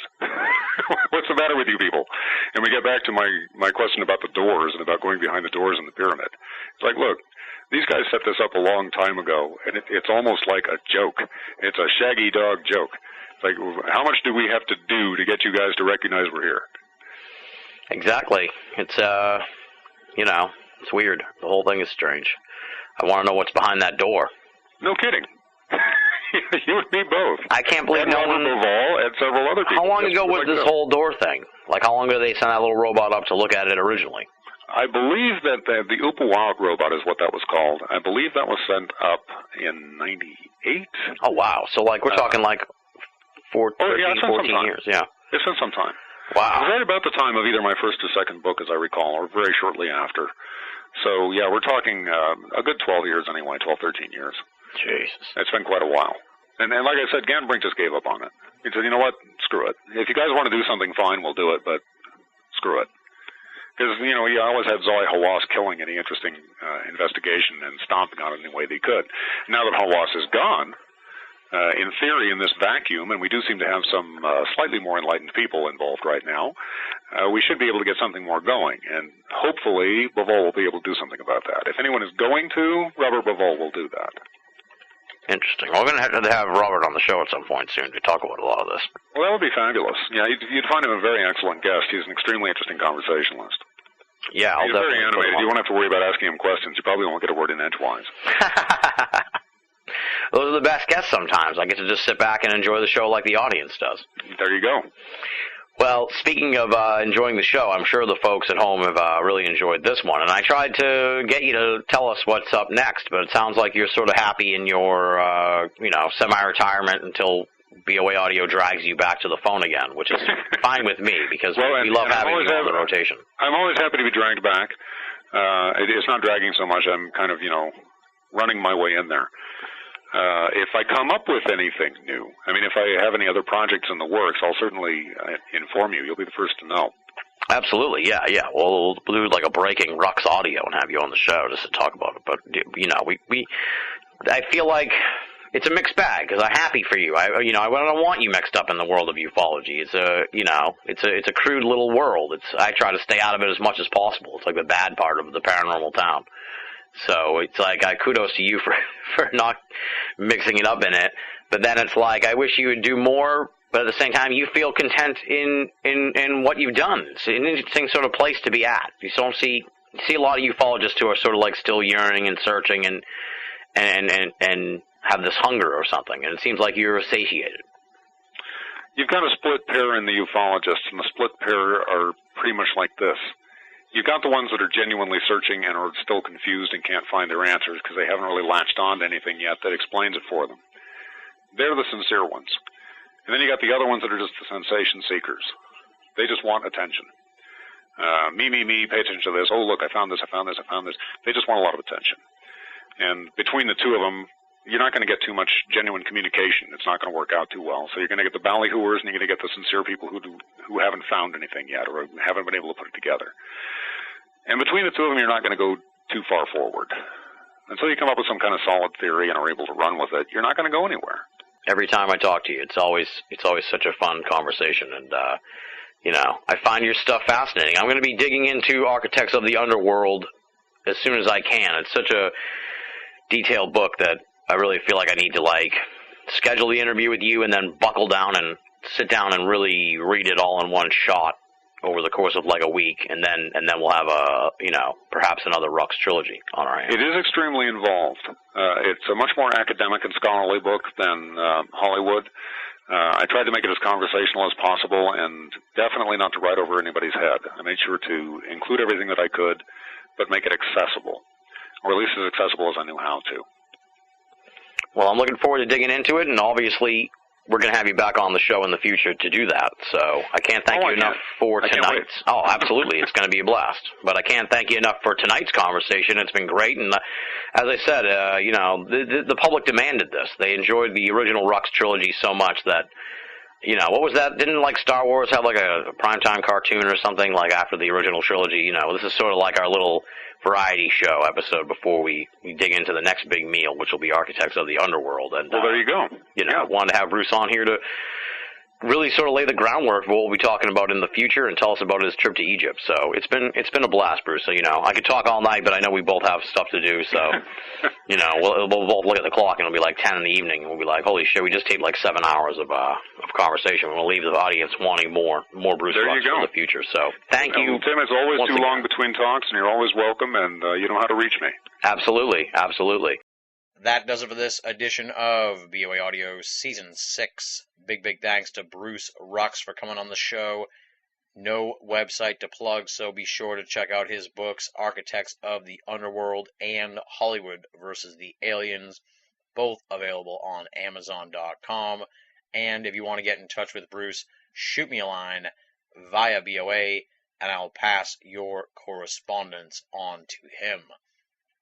Moving right along now, it's time for BOA Audio listener feedback, and I was going to skip it so we could get the show out to folks as soon as possible here before the big holiday, but I remembered that this is the third to last installment of the program for Season 6, and I wanted to make sure we get as many people featured on listener feedback as possible, so let's just dive on into the mailbag. First email comes from BC, no hometown listed, and here's what he has to say. You mentioned the audio cutting out in the Kathleen Martin interview, but did you notice that at 100 minutes and 10 seconds into the interview, it clearly sounds like someone breaks into the line? She was talking about a plaque. If you know what I'm talking about, have you been able to make sense of it? Tell what the voice is saying. I listened to the streaming version on Cyber Ears. Perhaps it's not audible in the downloaded version. I heard you mention how the phone kept cutting out, but was surprised you did not mention this, which I find far more jarring than the cuts. I'm guessing other people have emailed you about it. Anyway, love the show. BC. Well, I took a moment and went back and listened to the Kathleen Martin interview, that segment of the conversation, to hear what BC was talking about, and I'm happy to report that I can solve the mystery right now, BC. In actuality, that was not someone breaking into the line. That was just me covering up the phone to yell at someone here in my house that I was doing an interview.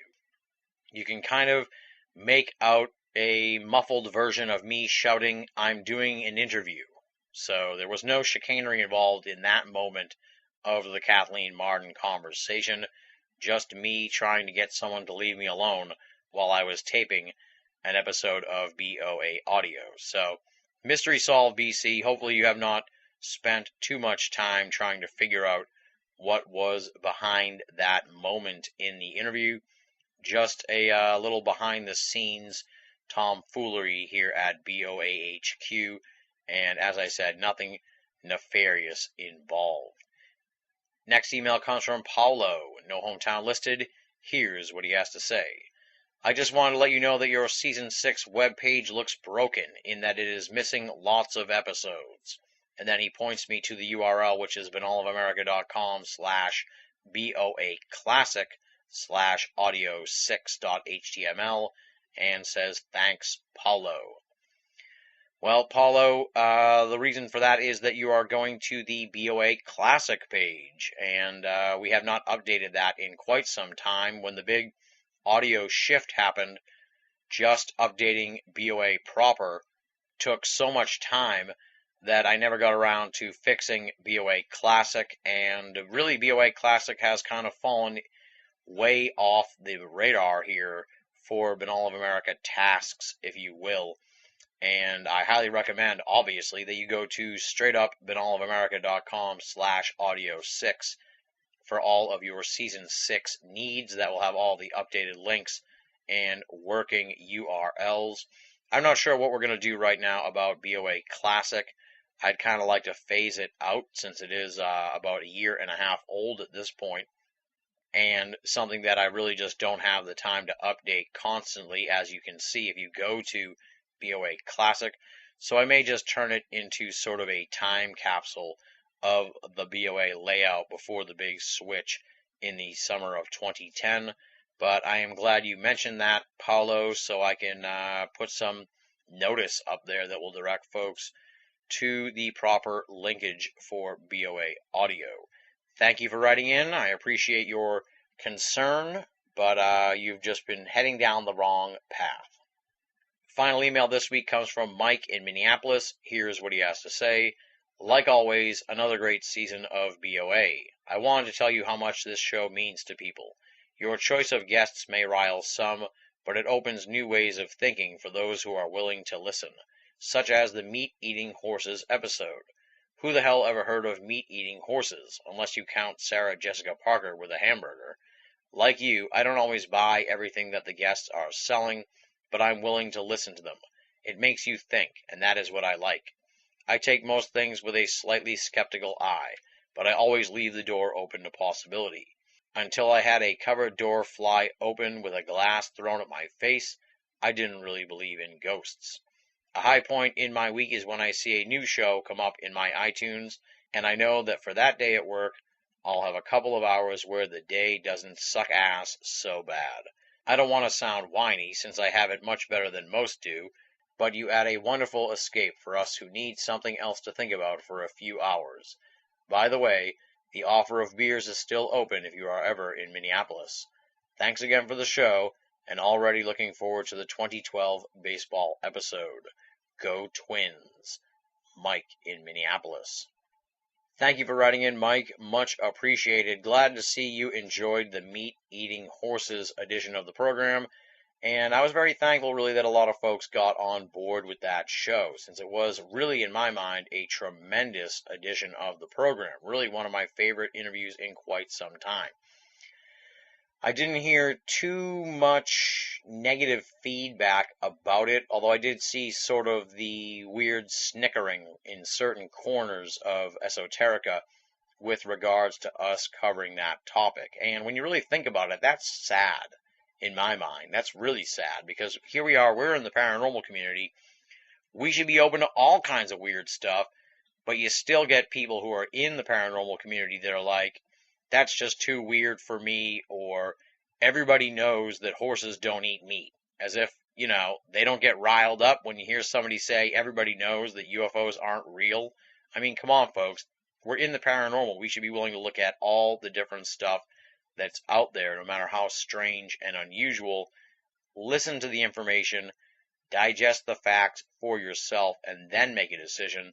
Don't just judge a book by its cover. And I think a lot of folks who passed on the meat-eating horses edition of the program did just that, and really at the end of the day cheated themselves out of what was one of the best BOA audio episodes of the season.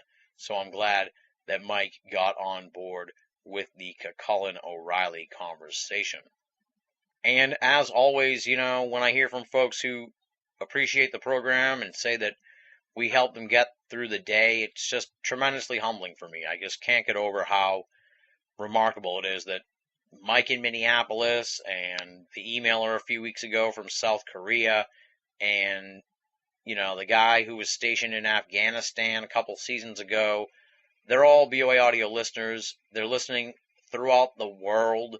Some folks, they're far away from home right now and they're missing their family and it's Thanksgiving and they're listening to BOA audio too. So, I'm just so thrilled to have created this whole enterprise and to have brought all of us together.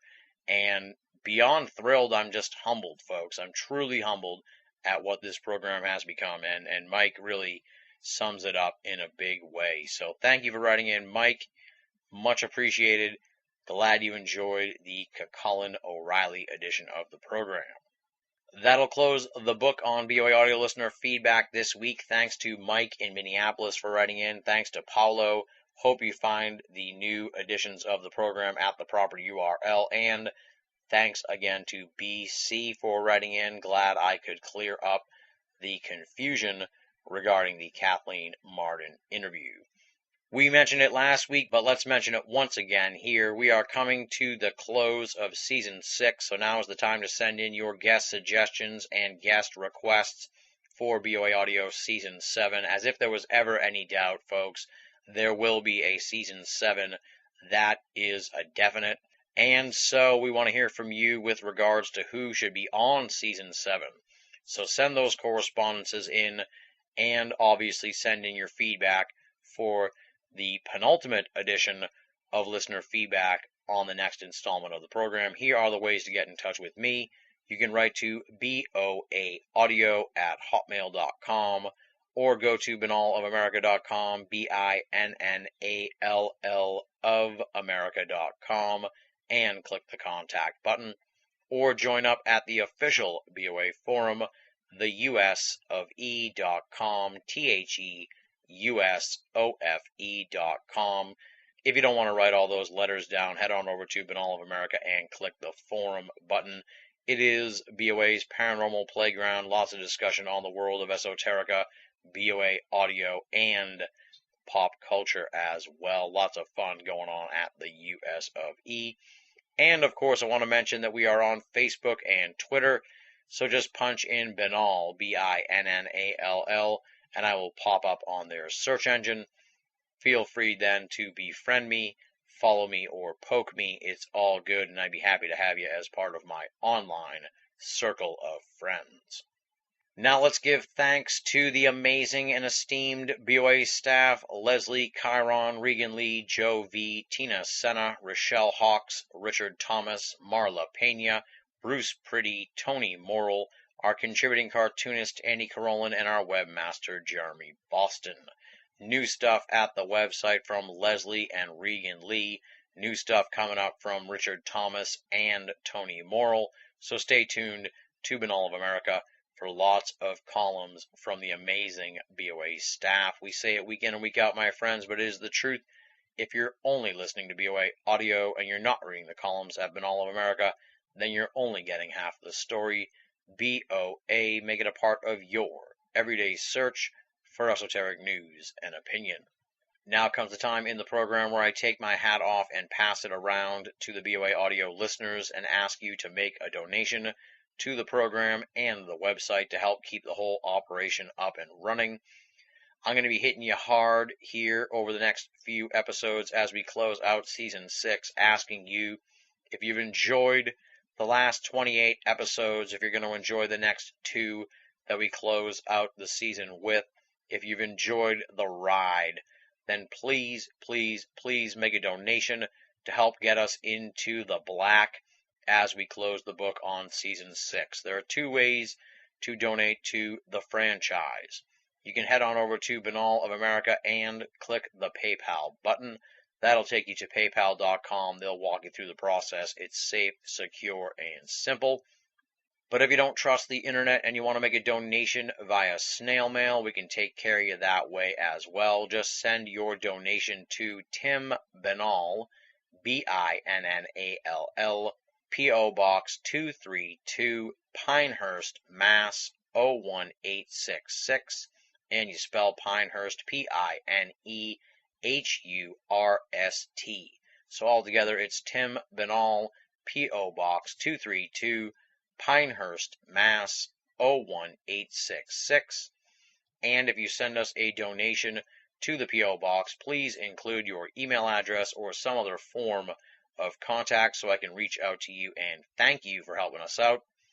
And please make your donation payable to Tim Benall and not Benall of America, since my bank is anal and they will not cash those donations.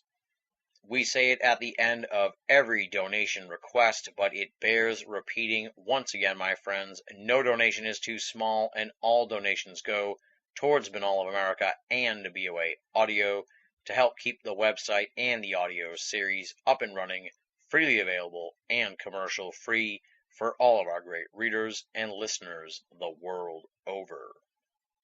Next time on BOA Audio, we've got a very special edition of the program because our guest is going to be Mac Maloney, author of the book UFOs in Wartime, What They Didn't Want You to Know. And the cool part about this interview is the book actually is not even out yet. It's not due to be released until December 6th. And I have been afforded an advance copy via Mac, so I'm actually reading it right now. We're taping the interview in a few days, and I can't really plug too much about it, obviously, since we haven't taped the show yet, but it will be clearly covering UFOs in wartime, and from what I've read so far, it is some fascinating stuff, and it really cuts across a whole series of conflicts where unidentified flying objects were reported. So, a very intriguing topic with a very accomplished author. Mac Maloney joins us to celebrate the release of and really launch the release of UFOs in wartime. That's next time on BOA Audio. And on that note, it's time for me to kick back and relax here and enjoy the Thanksgiving holiday. I hope all you folks out there are having a fantastic Thanksgiving. And as such, let's give thanks once again to Bruce Rux. Love talking to him. Can't wait to sit down with him again in the future and really dig deeper into architects of the underworld. Also, big thanks to BC, Paolo, and Mike in Minneapolis for contributing to this week's installment of BOA Audio Listener Feedback. And of course, and as always, big thanks to all you folks out there, the BOA Audio listeners, especially the hardcore folks who are listening right now, who stick around to the very end. I thank you all the time here at the end of the show. I don't know what else to say. Thank you for your support of this program. We would be nothing without the BOA Audio listeners, and that is a fact that is never lost on me. Hope you have a wonderful Thanksgiving holiday, and thank you once again for making BOA Audio a part of your esoteric audio playlist. Until next time, this is Tim Benall, signing off.